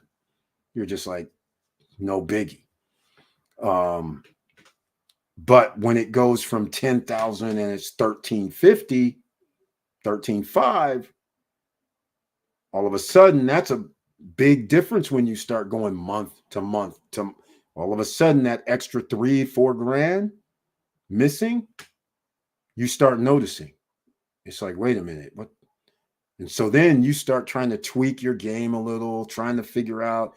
But basically, I just realized people are getting so much better because it's so popular, and you have much more people in it. So that's one of the things. So that's what happened. So the story time's over. It's past midnight. I want to thank everybody for being here. And another day we'll talk about it, but that's what you're going to see on the new SSN Lifestyle. It's the Playboy, and it looks like I was wearing the jersey, so it looks like the Cheetle jersey. It might even be the same thing, but I don't think so. The reason why it's weird, it has to be because I'm wearing the thing there. The reason why it's weird is because I remember Cheetle being at the final table when I wasn't. I busted when Cheetle won. Cheetle actually won. Oh, I know what it is. Okay. I just realized this has to be like 2000. It does have to be like 2006 or 7, because I just realized Cheetle won the year before. So that's why I was thinking it's before he won. So yeah, that's weird. But anyhow, I just remember him winning that one year he won. I was there. Then he came back the next year. So that's why he has a Poker 101A jersey, or the hockey jersey. Yes, Don Cheadle, who has the new series that just came out, Fight Night, on Peacock. That guy. The guy in Ocean's 11. That guy. The guy at Captain America, or no, not Captain America. Iron Man. Don Cheadle was in, I think, 1 episode, 2 episodes. That's the guy. Or 3. I don't know. I didn't watch him. But all I'm saying is he actually won the year before. So when they showed that thing, the video I have is when he won. Then the next year he came. That's when I said, hey, man, you won last year. We're just chopping it up for a second. So this is you. You just need to sign this one because we're going to auction it off, and then here's yours. So there was two jerseys, and I'm wearing one of them, and he gets one, and then I take it off and have people sign it. So I think that must be, I don't know when it is. I don't know. But anyhow, just giving you guys the what's going down. So that's it. So more stories. Every Friday, I'll give you some more stories. I've had one hell of a ride for life. And over the last 5 years, I've talked about some of this. But now you guys are going to get some more every Friday. And some people would go, wait a minute. Aren't you retiring? You're not going to be on YouTube or social media starting in 2027? That's right. July 1st, 2027. It's over. All right. So let's see. That's 3 years. That's 52 Fridays. 52 Fridays times 3 years. That's 150 stories.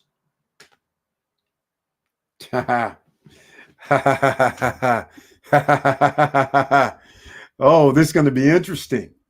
I didn't realize the number. I'm going to miss some Fridays because I'm pretty sure I'm going to get off the hook on a Friday or two when it's Christmas or New Year's or someday I'm going to get off on the Friday. So maybe I'll be doing 140 stories. But every Friday I'll do some stories, even though I should keep them short now that I realize I have to do 150 of them. But here's the funny part. You guys are going to die when I say this. I've had one hell of a life. So trust me, I'm going to have 150 stories. All right. I got stories. Trust me. Trust me. I got stories. And if I ever go to storage again, I might have some more stuff that can back me up with stuff that I forgot about. So I have a lot of stories, and you guys will like it because it involves interesting people.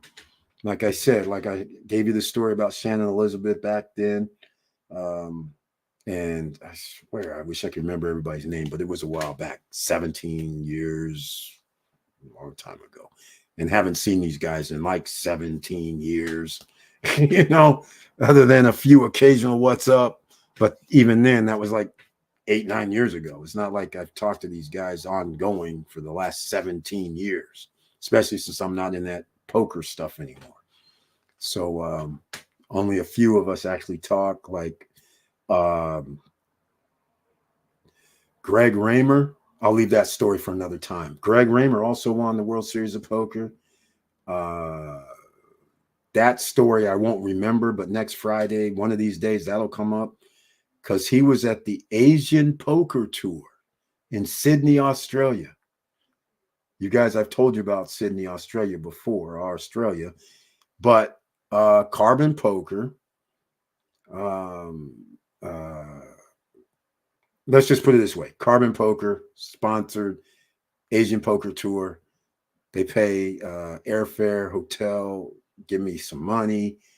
I come over to the Asian Poker Tour, and I couldn't believe who I was seeing. Greg Raymer, the World Series of Poker winner, is in the room. I'm just like, what are you doing here? Joe Hatcham from Australia, he's there. His brother's there. Can't remember his brother's name either. But anyhow, man, how are you going to remember 100,000 names? But anyhow, his brother there, Joe Hatcham, who also won the World Series of Poker, he's there. Greg Raymer's there. Moneymaker's there. Yeah, it's a who's who at Sydney at the Star Casino.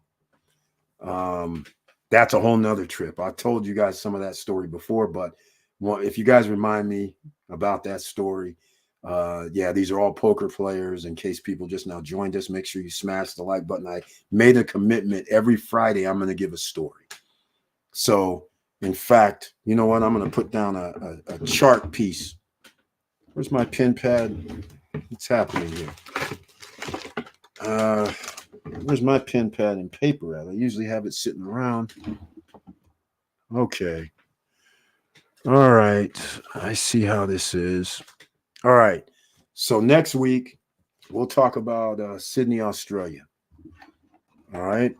We'll talk about the Asian Poker Tour. And Yeah, yeah, I got some stories on that one too. So I can't give you all. It might be a two-part story because I got to, put it out a little bit. But yeah, superstars of poker are there. John Jawanda, I think, was even there. Um, what's her name? Oh my God, what's her name? No Mercy, Isabella Mercier. I think that's her name. Yeah, she's like I don't know if she's from Canada or France, but she's French. I, yeah, she's French. Isabelle Mercier, which we used to call her No Mercy. She's a professional poker player. She's famous for women, anyhow. She retired along with me at about the same time, but she was even in Australia. And I had some guys. Some I don't even remember. There was some guys that was there. I don't remember what it was about, quite frankly. I'm gonna have to remember this one because when they found out when I came up to her, I seen her there. We're talking, and then the guys were like, "You know her?" And all of a sudden, all the guys who were just for Carbon Poker, they had some other guys who won online, and so I think there was three or four three or four other guys who played online, and they were like from South America, from uh, I don't really remember, but they were just ordinary guys who didn't play professionally. They just won some tournament at Carbon Poker. So, and I used to write for Carbon Poker as one of their poker pros, by the way, giving you the story for next week, part of it. So anyhow, that's when No Mercy shows up, and No Mercy's like, "What's up?" And then all the guys were like, "Wait, you're talking to No Mercy?" And she was kind of cute. And so then they're all trying to take pictures with her. We're spending like freaking, well, I didn't have to, but I was like 15, 20, 30 minutes taking pictures, even though there's only three guys. It was crazy. Um, but anyhow, that's a whole nother story because the owner of Carbon Poker came to the Star event because one of the guys didn't show up that was supposed to play. So the owner came and actually played in the tournament too. So that's pretty interesting. So anyhow, I'll tell you that story next week. I'll write it down. Get the Sydney, Australia story. All right. Now, the story for this week is, what are you going to do with the stock market? What are you going to do with the real estate game? What are you going to do? Is it dead? It's not dead, ladies and gentlemen. We live in a capitalist society. You always have to invest in assets. Where are the assets going to be? Where the rich guys buy. That's going to be the stocks. That's going to be the real estate. That's going to be starting your business. That's going to be art. Art is an asset, unrealized, unfortunately, until you sell it. But it doesn't meet our definition of asset. Our definition of asset is you put money into something, you get a return. And there isn't none of this, you buy art, put it on the wall. When it's on the wall, you don't get any return. So therefore, it doesn't meet our definition here. We need something that you put money into. Gold and silver is not meeting our definition. You will be broke. You need to put money into something that gets you money back. Stop the liability buying. Forget the liabilities. Doesn't matter what you look like. Doesn't matter what your shoes look like. Doesn't matter what your clothes look like. You don't have to be all fly all the time. All right. Those are all liabilities that make you feel good. Yes. But the reality of the situation is the middle class has been wiped out, and they're coming for the upper middle class, and they're going to succeed. Why? Because the cost of living always has to go up. We live in a capitalist system. In order for a company to make more money, they have to charge more the following year for their shareholders. So you should be a shareholder. A shareholder of a dividend stock is very good. Shareholder of an up-and-coming company like an AVGO, an NVIDIA, AMD, AI type of things, Microsoft, all the big boys. You can't go wrong with holding any of the big boys long-term. What's long-term? 10 years? 5 years? The next bull run? Hell, if you'd have just held for the last 3 years, the stock market has doubled. So what do you think is going to happen in the next 3 years? If it goes down, then there'll be a bounce back, even better, bigger, and higher. So you need to make sure you establish yourself with buying using anything you have, because you're going to have to make $200,000 in 2027.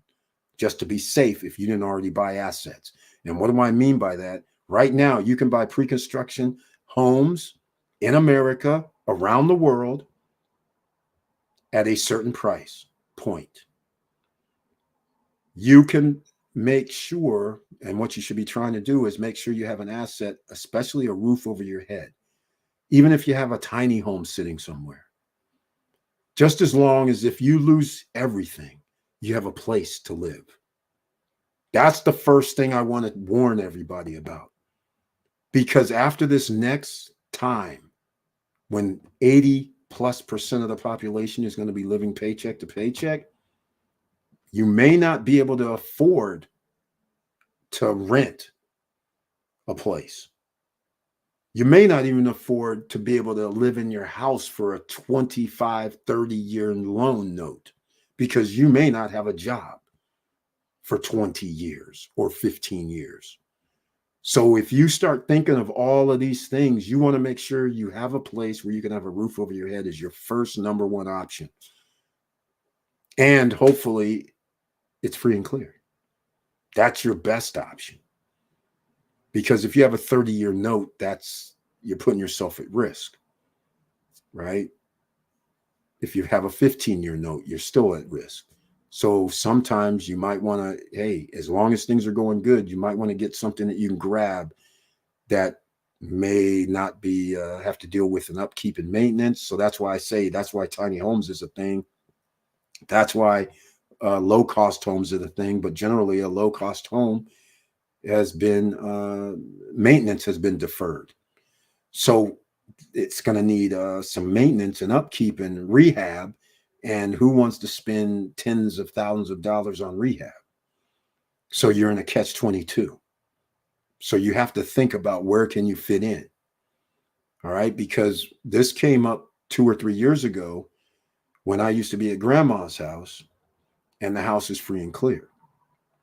So we sold it, but that doesn't mean you don't have another house like here, right? Where I'm at now. So I don't have to worry about paying a mortgage note. I don't have to worry about doing anything. So you want to put yourself in that position, because then if something happens financially, you always have a roof over your head. All right. So that's what you're going to have to establish right now, how you're going to get there in the next 2 to 3 years if you haven't started already. All right. So just keep these things in your head going forward. Nothing is guaranteed. This is stop struggling now. We want you to earn money now. So how can we do this? You have to be in one of the big three: the business, the stocks, the real estate. You have to be in those game plans. You have to be in that investment plan. And so that's why we're having some people going over to Alicante, talking about Alicante, Spain, and that's a great investment area apparently. And so if it meets their criteria, some people are going to buy over there. Some people are going to the Philippines and Thailand in the SSN nation, buying new construction. Some people are looking at Belize and Costa Rica. You should be looking at more than just in the United States. But like I said, some of these countries are catching up with United States prices. $300,000-$400,000 for homes. I mean, that's a lot for a secondary home that you don't live in. Condos, $250,000-$300,000. Well, yeah, I mean, you can buy condos for $250,000-$300,000 in most places, just not in some major city like New York or, LA or San Francisco. But there's still cities in America, nice cities, that you can still buy condos for $200,000-$300,000. So why am I going to buy a new construction in the Philippines for that, or in Dominican Republic for that? Unless there's a reason. But all I'm saying is, you have options and opportunity if you have disposable income. So make use of it over the next 3 years. You have 2.5 years. The clock starts next week, I believe. Federal Reserve should be announcing something in the next 7 to 10 days. So it's going to start. They're going to reduce the interest rates, and we should be off to the races. So get your assets early, or if prices do some uno reverso and it says, hey, real estate all of a sudden drops in price, oh man, just sit there and laugh and be happy, because the interest rates, the mortgage rate's going to drop. So you should be rejoicing if that happens. I just don't see how that can happen, but some people are predicting that's what's going to happen. But if it happens, then just sit back and rejoice. Don't stop a falling knife, as they say. Same with the stock market. If the stock market starts retreating, going down, like what's happened with NVIDIA, I don't know about, they had a loss of 2 points today in the overall stock market index for one of the indexes. That's significant. So you just let it fall. See, don't, you can do dollar cost average down, but let it keep falling, and you want to buy at the lowest price possible. Oh, excuse me. We don't know what that is, but you got to just study or go with an ETF. JEPI, JEPQ, VOO, VOOG. You can even mess around. That's Vanguard Group stuff. You can even mess around with VTI, VCR, if it fits your portfolio criteria. SCHD for Schwab. You have a few options, right? If you want to go, conservative or somewhat, something a little more than conservative. But either way, those keep you in the ballpark of a 9% to 10, 11% generally annually return, or not really return, but a price increase. I don't really like return as a word. If I buy a stock at $90 and it goes up to 100, that'd be about a 10%. They call it like a return. Well, it went up 10%. Yes, I can sell it for that extra, $10 per, but in reality, I don't get 10%. I mean, it's not like they sent me a check of $10. So it's only, you reap what you earned when you sell it. So as long as the price is $100 per share for the ETF, then that's 10%. But that's what they generally have over the course of every year. On average, if you invest, it's 9, 8, 9, 10. Well, 10 is not really a thing. It's 8, 9% every year on average. So it takes 7 years, 8 years, 9 years. If it's 8%, it takes 9 years. If it's 9% on average, it takes 8 years to double. All right. So that's why you look for shortcuts, so to speak. You want a dividend. If a dividend is going to give me 13%, well, then I just shortened off. We don't have to wait 9 years for a double. We've shortened the timeline. Now, all of a sudden, instead of 9 years, it's 4. That's a huge difference, right? So that's what we're talking about here. And that's what you're going to need. You're going to need all systems go. You need the real estate, you need the business, you need the stocks paying you, and anything else. If you do any other passive incomes or streams of income that you can do, sell something online. A lot of people are involved with social media. If you can do any of these, then that just enhanced, but you got to get your 5 streams of income coming in. That's what you're going to need. If you're not making the 200K, you're going to need the 5 streams, because you're always going to have money coming in. Nothing's going to be cheaper going forward. No matter who wins the presidency, nothing's going to be cheaper. Inflation is always going to happen. You can call it inflation. You can call it price gouging. It's nothing more than capitalist system. Corporations who sell you goods and services, the CEOs and the people that control these corporations, even though they made 5% profits last year, they have to do it again. So that means they have to increase the prices. There's no way it's going to stay flat under any circumstance.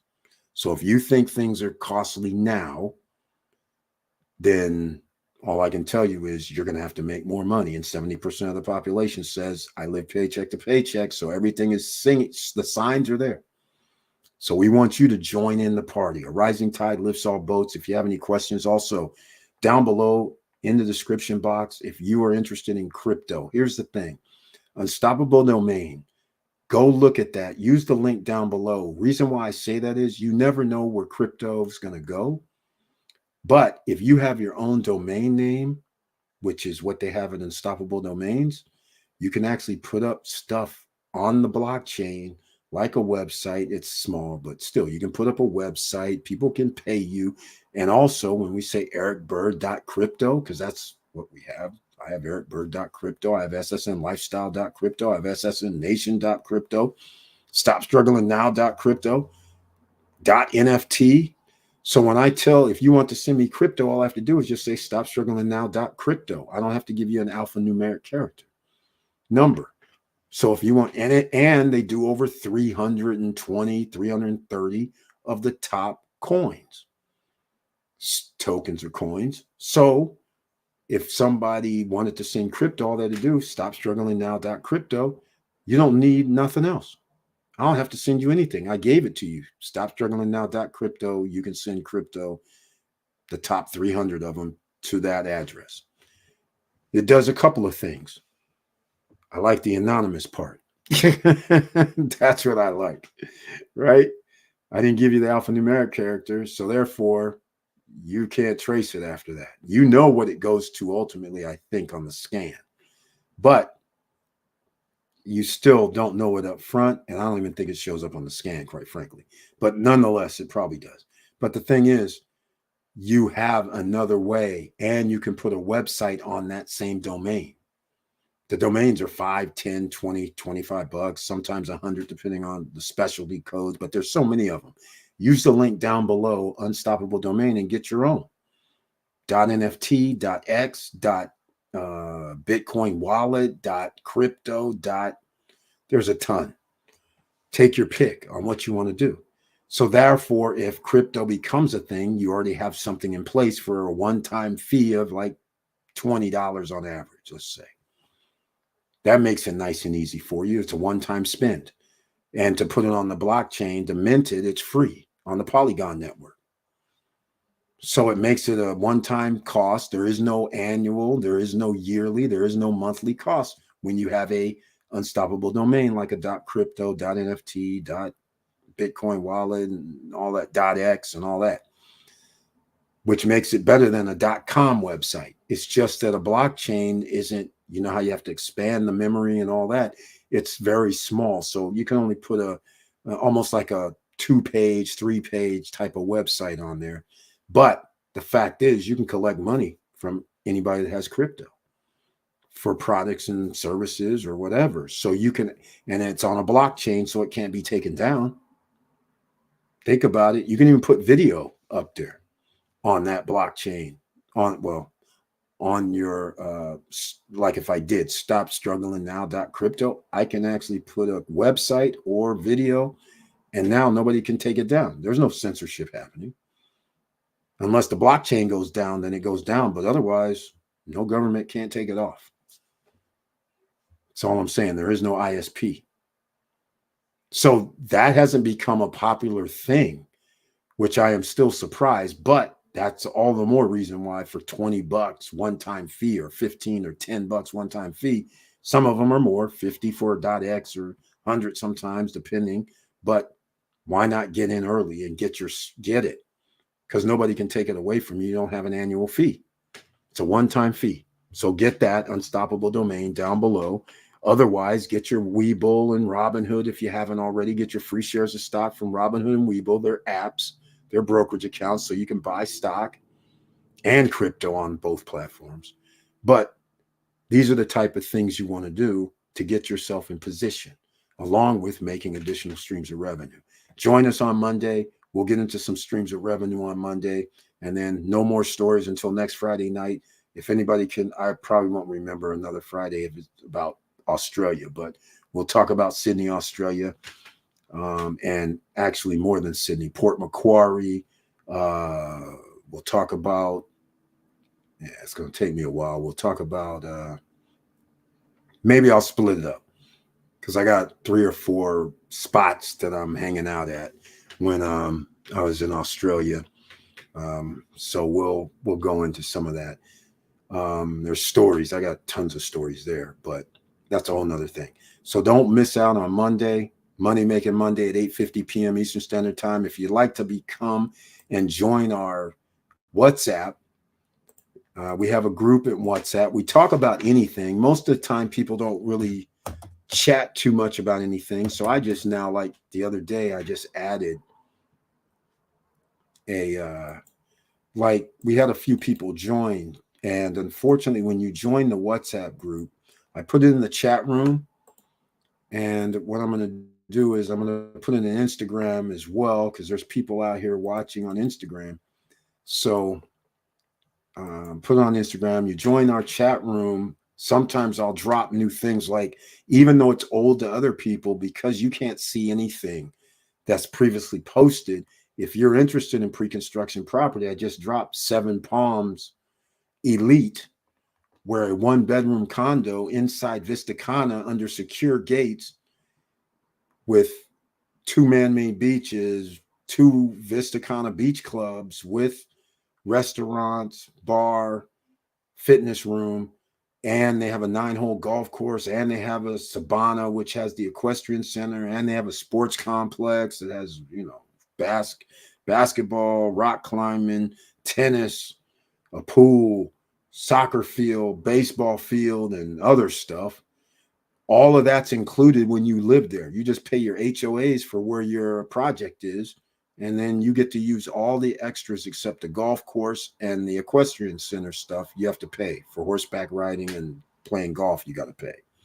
But everything else, the man-made beaches, saltwater man-made beaches, you get to use.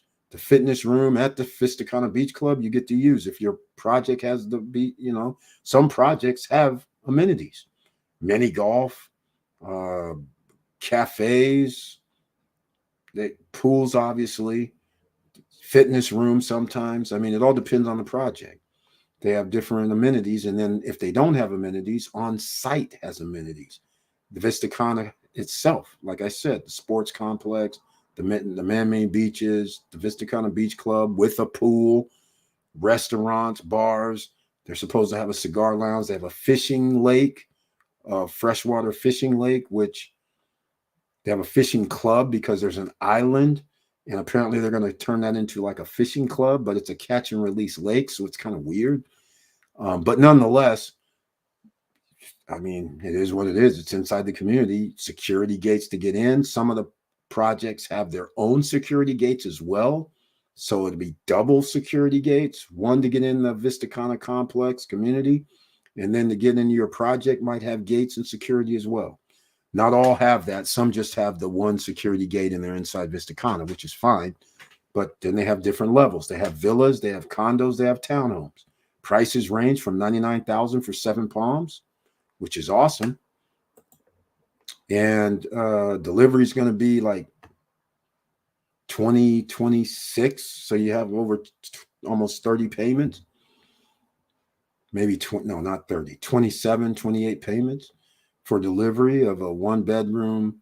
They have a 1-bedrooms across the street from the man-made beach with the man-made beach view.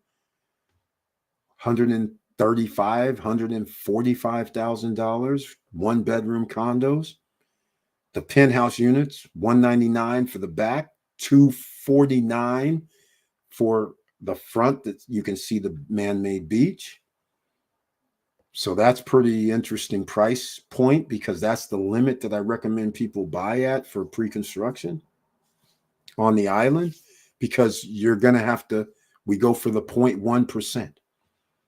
So if I buy something for $200,000, can I rent it for $200 per night? Can I get a 50% occupancy rate? Since it's new construction or pre-construction, there is no way to figure out if you'd be able to get the 0.1%.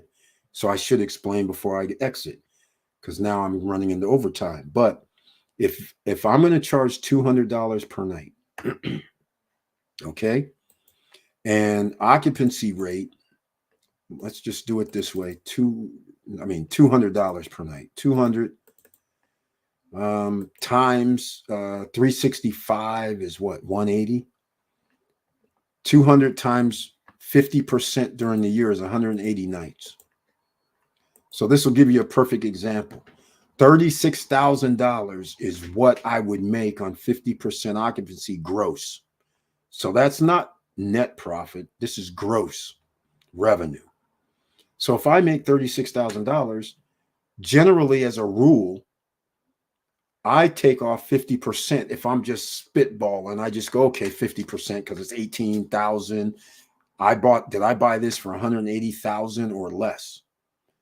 If I did, then that means I got 10% or a little more than 10% because if I bought this for 160 and I get 18,000, what do? I divide the 18,000 that I received by the purchase price, 160,000.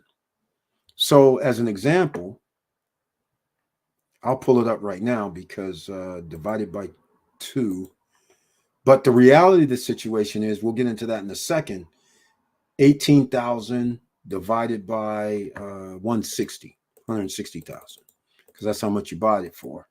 That's 11.25%. So some people would say, okay, I can live with that. That's about $1,500 per month.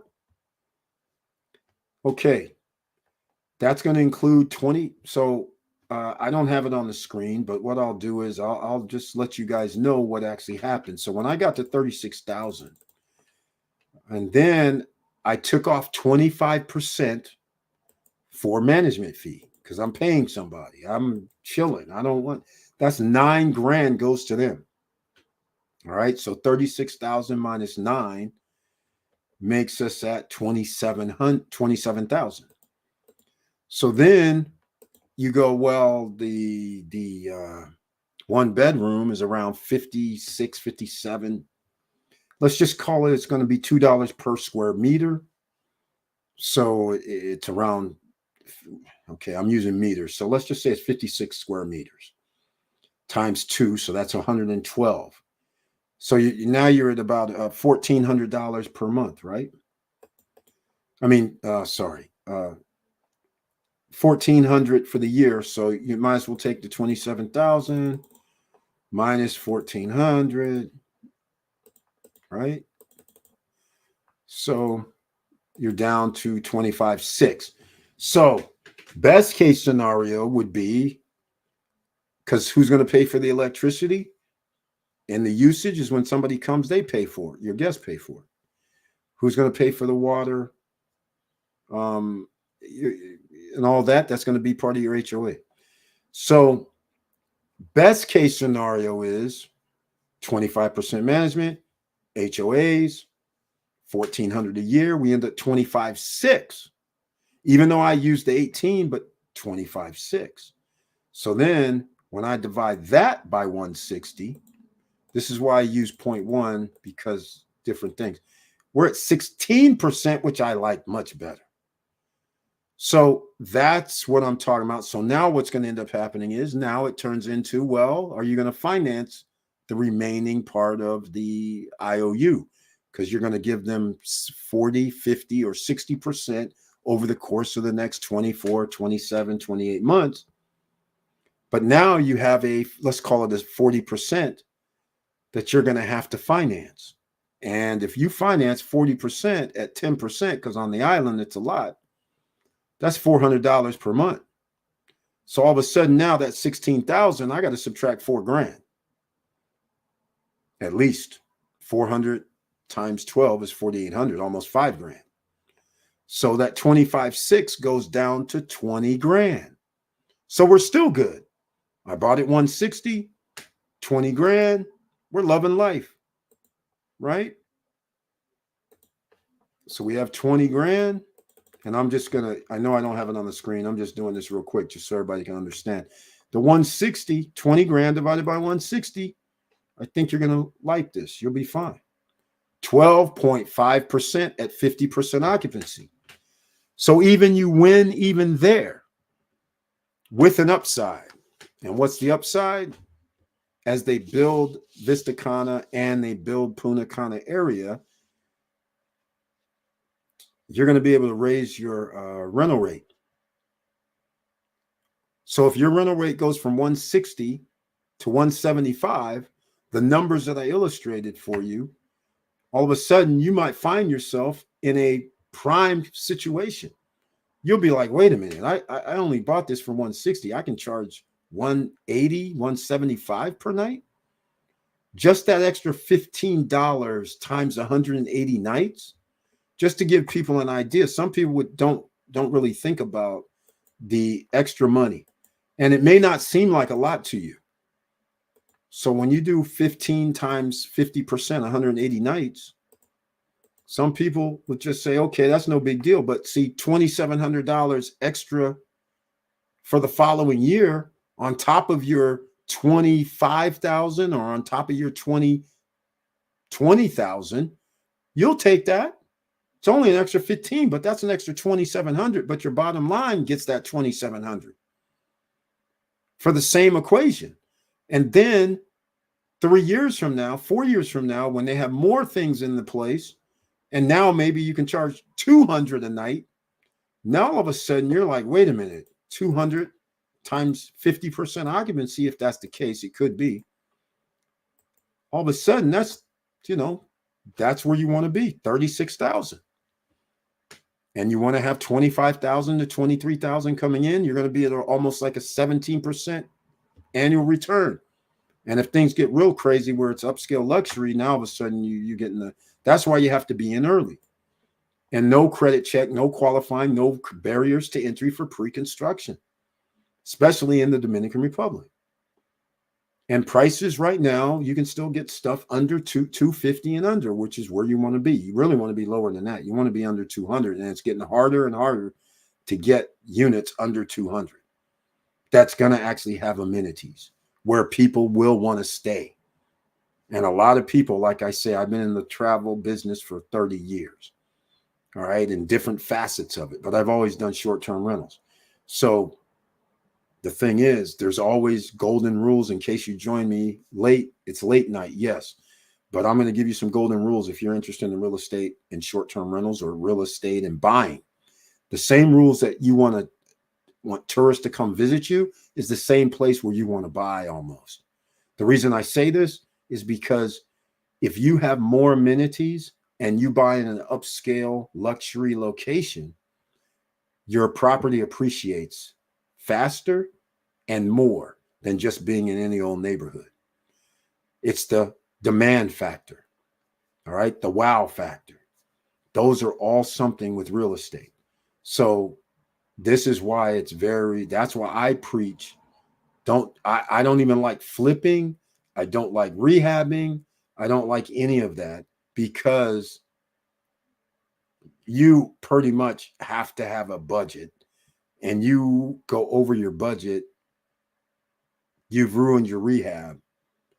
And this is why a lot of those guys on the HGTV and all these guys that had those real estate shows where they're doing flipping, rehabbing, and all that, what do you see years later? Why are they out on tour selling a book, making you buy their stuff when I thought the rehab game was the game, right? You have to start questioning, why are all these guys, after they do their shows, why are they running around doing seminars? Why are they I'll tell you, because the seminars is easier to make money because they're just giving up information. Doing it is much more risky because you have to buy right. You have to be able to buy the materials and do the rehab at the number that you think it is, and you usually go over. So that's why they said, whoa, it's too much risk. We don't have HGTV or whatever, the home network, whatever's financing us like before. We don't get a $50,000 or $25,000 every show, right? Plus the notoriety. Now they go, okay, show's over. Let's go sell courses, books, all this stuff, right? So that's why I say, if you're going to do something, you have to do it the proper way, especially with real estate. You just don't. Somebody sent me a message just today and said, hey, there's nothing wrong with this, but they said, I want to buy a villa for $200,000. Okay, well, see, in Dominican Republic, in Punta Cana, well, that ship has sailed.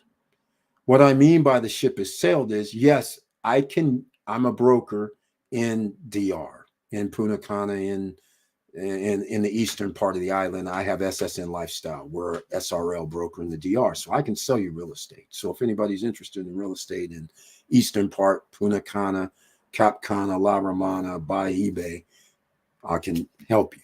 But back to the story at hand, the person says, I just want a $200,000 villa. I say, okay, you can get a $200,000 villa, but you're just going to have a villa in a regular neighborhood. And so what are you trying to do? And they said, well, I'm trying to do short-term rentals, STR. And I'm sitting there like, okay, but for 200,000, a regular neighborhood, you will not have a high occupancy rate because it's just a regular neighborhood, no security. You're just going to have a pool. You might have a little playground, and you're not going to be in a location that's downtown or at the beach or by the beach or walking distance to the beach. It's not going to have man-made beaches. You're not going to have other amenities. You're just going to be in a neighborhood that anybody can drive to. Sure, you can rent, but I don't, as of right now, there is no indication you'll be able to rent a $200 and up per night being in just a residential neighborhood. I said, you can go on Airbnb and look for yourself. I said, this isn't rocket science. This is part of the research. You can go look. So I said, and the problem comes in now where if you want a villa, you're going to have to spend in a nice location is going to be pretty close to 300 grand and up. So now you have to start thinking, am I going to buy a $300,000 house in America? Or, I mean, because you can buy a brand new one in some parts of America or 2 or 3 years old. So now do you want to risk paying for something on an island that's prone to hurricanes, high winds, and you're going to have to hope that you rent at a high clip, whether that's going to be 50% or 40% annually, or can it do 60 or 70%? Because you don't really know. It's brand new. Nothing's really built. You just know the highest number of tourists is coming to the Dominican Republic. They're breaking records every month. Every year for the last 2 years, they've broken the annual tourist record. 3 years, actually. So, and they're going to break it again this year. They're on track already. But that's the point. If you're going to have a lot of tourists coming, then you need to put yourself in a place that a tourist would want to stay besides the all-inclusive spots. So this is why Vista Cana is one of the big ones I talk about. There's a few other projects that have, like Oasis Lake is at the Caribbean Lake Park. They're putting their condos on the Caribbean Lakes Park Lake. And everybody who stays there, if the owner has their silver membership package, you or your guest, if you decide to stay on property, get to use all the facilities once per day, each person in the party. It costs $100 or $149 during high season per person to get into the park. But you live at the park and get to stay at the park. So that makes sense, because now if it costs 2 people $300 just to get in, and they have a place to stay, and they would probably go with the cable pool jet ski or water skiing, they're going to go for the Moroka nightclub that happens Thursday, Friday, Saturday, Sunday, that you get in for no additional cost. All these I'm about to say, right? The rock climbing, the zip line that people go on excursions for and pay $100 to $150. That's included. You got the Sunday afternoon foam party at the pool that you can use the pool and there's a restaurant and bar on site. All that you can use once a day, each person. And then they have the buggy rides. Now that makes sense, but that place costs $200,000 for a studio that sleeps 2 people. So you might say, well, that's kind of pricey. And then they have a loft unit that sleeps 4 that's like $255,000. But I will contend that you will be able to charge $255 because it costs people $200 to $300 per night just to use the park. So that has so many amenities that you will get people saying, well, wait a minute, why are we going to go on this excursion when we're staying here? And it's included. We can get something to eat. We got drinks. We can go get drinks. We have a kitchen. We're downtown. We're the Coco Bongo, the you know, which is another party place. Patio that has music and stuff at evening times, and you have the mall all right within. You can walk there. It's a little ways, but 5-minute walk, I guess. But the point is, you're in the right location with amenities, so people will pay more money. You can get your if you bought for $250, you got to charge $250. You're hoping. So now you're getting maybe $300 per night because it normally would cost people that. So they get a bonus. So that's why you have to choose wisely, and your money has to go to where you're going to get a return if you're going for short-term rentals. If you want to live there, then of course you pick where you feel comfortable living. But if you're doing short-term rentals, you act like a tourist. You're like, wait, if I'm coming here, what do I want? That's what every tourist wants. Where's the beach? Where's the restaurant? Where's the grocery store? How far is it from this, that, or the other? How far is it from the airport? How far is it from the beach? Oh, I heard about Coco Bongo. How far from Coco Bongo? Things like that, right? And then if you're lucky enough to be on Oasis Lake and own there, then it's like, oh, we have excursions. What do you mean? Oh, we got zip lining. We got rock climbing. We have a foam party on Sunday. If you're staying on Sundays, it's included. You don't have to pay. Everybody else who goes has to pay, but you live here. All of a sudden, you have these built-in advantages. We're downtown. And all the other places that are around them, they don't have a membership. All the other places, people can have a studio unit. They're going to be charging people $59, $79 per night. And those same people are going to have to pay to get into the Oasis Lake $100 per person or $150. And it's 13 and over is the adults that has to pay the $100 or $150 depending on the season. So you have two people and they're staying at the $79 per night place, and all they get is they got to pay. We want to come in here. Okay, you need $200 or $300. In high season, $300 for two people. Or if you bring a kid with you and they're 15, they're paying $152. $450. So now you understand the value of Oasis Lake, because now these people don't have to pay $450. They get to use it every day, not just once a day, $450. Now, after that, you go back to your place that only has a pool, and a tennis court. Meanwhile, the next day, the people are like, woohoo, we out here on the tubes. We're out here doing our thing. And oh, by the way, it's Thursday. We're going to the Moroccan nightclub. It's included. It's right out back. 13 can't go. 15 can't go. You got to be like 18 and over, I think. Maybe even 21. I don't know the age. But nonetheless, all I'm saying is, if you can include that activity, meanwhile, everybody else who's around there, the other projects, people got to pay to go to Morocco. Even though it's not that expensive, but still, they got to pay. It's included for you, so you get to charge more. So you got to put yourself in the position of a tourist if you're doing short-term rentals. And you want a high occupancy rate. All right, I'm going to wrap it up. I went too long. With all that said, make sure you like, subscribe, and click the bell below so you get the latest updates. And I know it's hard out here, and that's why I have to talk about buying assets, as I always do all this time. I got 3 years to go, less than 3 years, and I'm sitting there saying, okay, guys, let's do this. Get your assets. Make sure they pay you back. This is imperative. This is not an option. You don't get to just lollygag. You have to step on the pedal for the next 2 years. This interest rate, when it comes down, you don't know what's going to happen, but I kind of have a clue.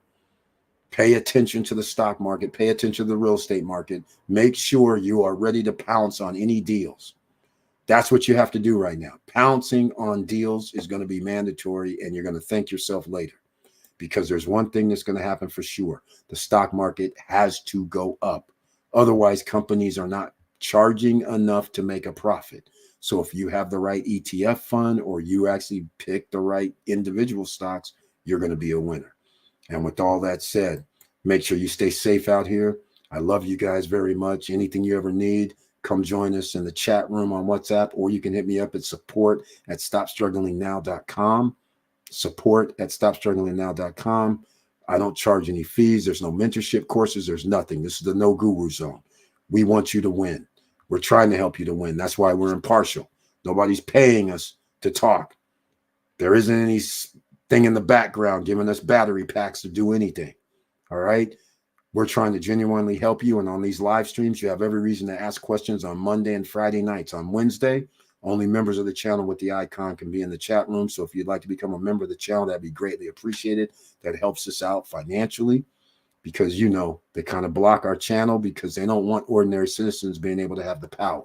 And if you know you don't need credit and you can get yourself real estate, that's a win for everybody. All right, I'm just saying, we can set you up. We have our SSN Lifestyle, December 2nd, 3rd, and 4th, Punta Cana Investors Forum. We take you to the lawyers, so then the lawyers can talk to you. You're under no obligation, except for, of course, we charge. Well, it's $199. So you go to ssnlifestyle.com, and on the first day, we go see lawyers. So if whatever you're interested in, you ask the lawyers. You don't. There's no fee. It's already baked in. We're SSN Lifestyle. All right. We go see lawyers. They say what they need to say. You can ask questions. It could be 20 minutes, 30 minutes, 40 minutes, an hour, hour and 20. It all depends. You ask the questions. Nothing is off the table. You want to start a business? Ask the questions. You want residency? Ask the questions. Anything in between? Ask the questions. Want to start a business? Find out. Ask the question. That's what we do. You want to open a bank account? When we talk to the lawyers, they have hookups at the bank. The bank will expedite it. Instead of taking 5 hours in a month to open up a bank account, it'll be a few days. They'll approve your bank account, and all you got to do is go down there, and now you got to take an hour, hour and a half.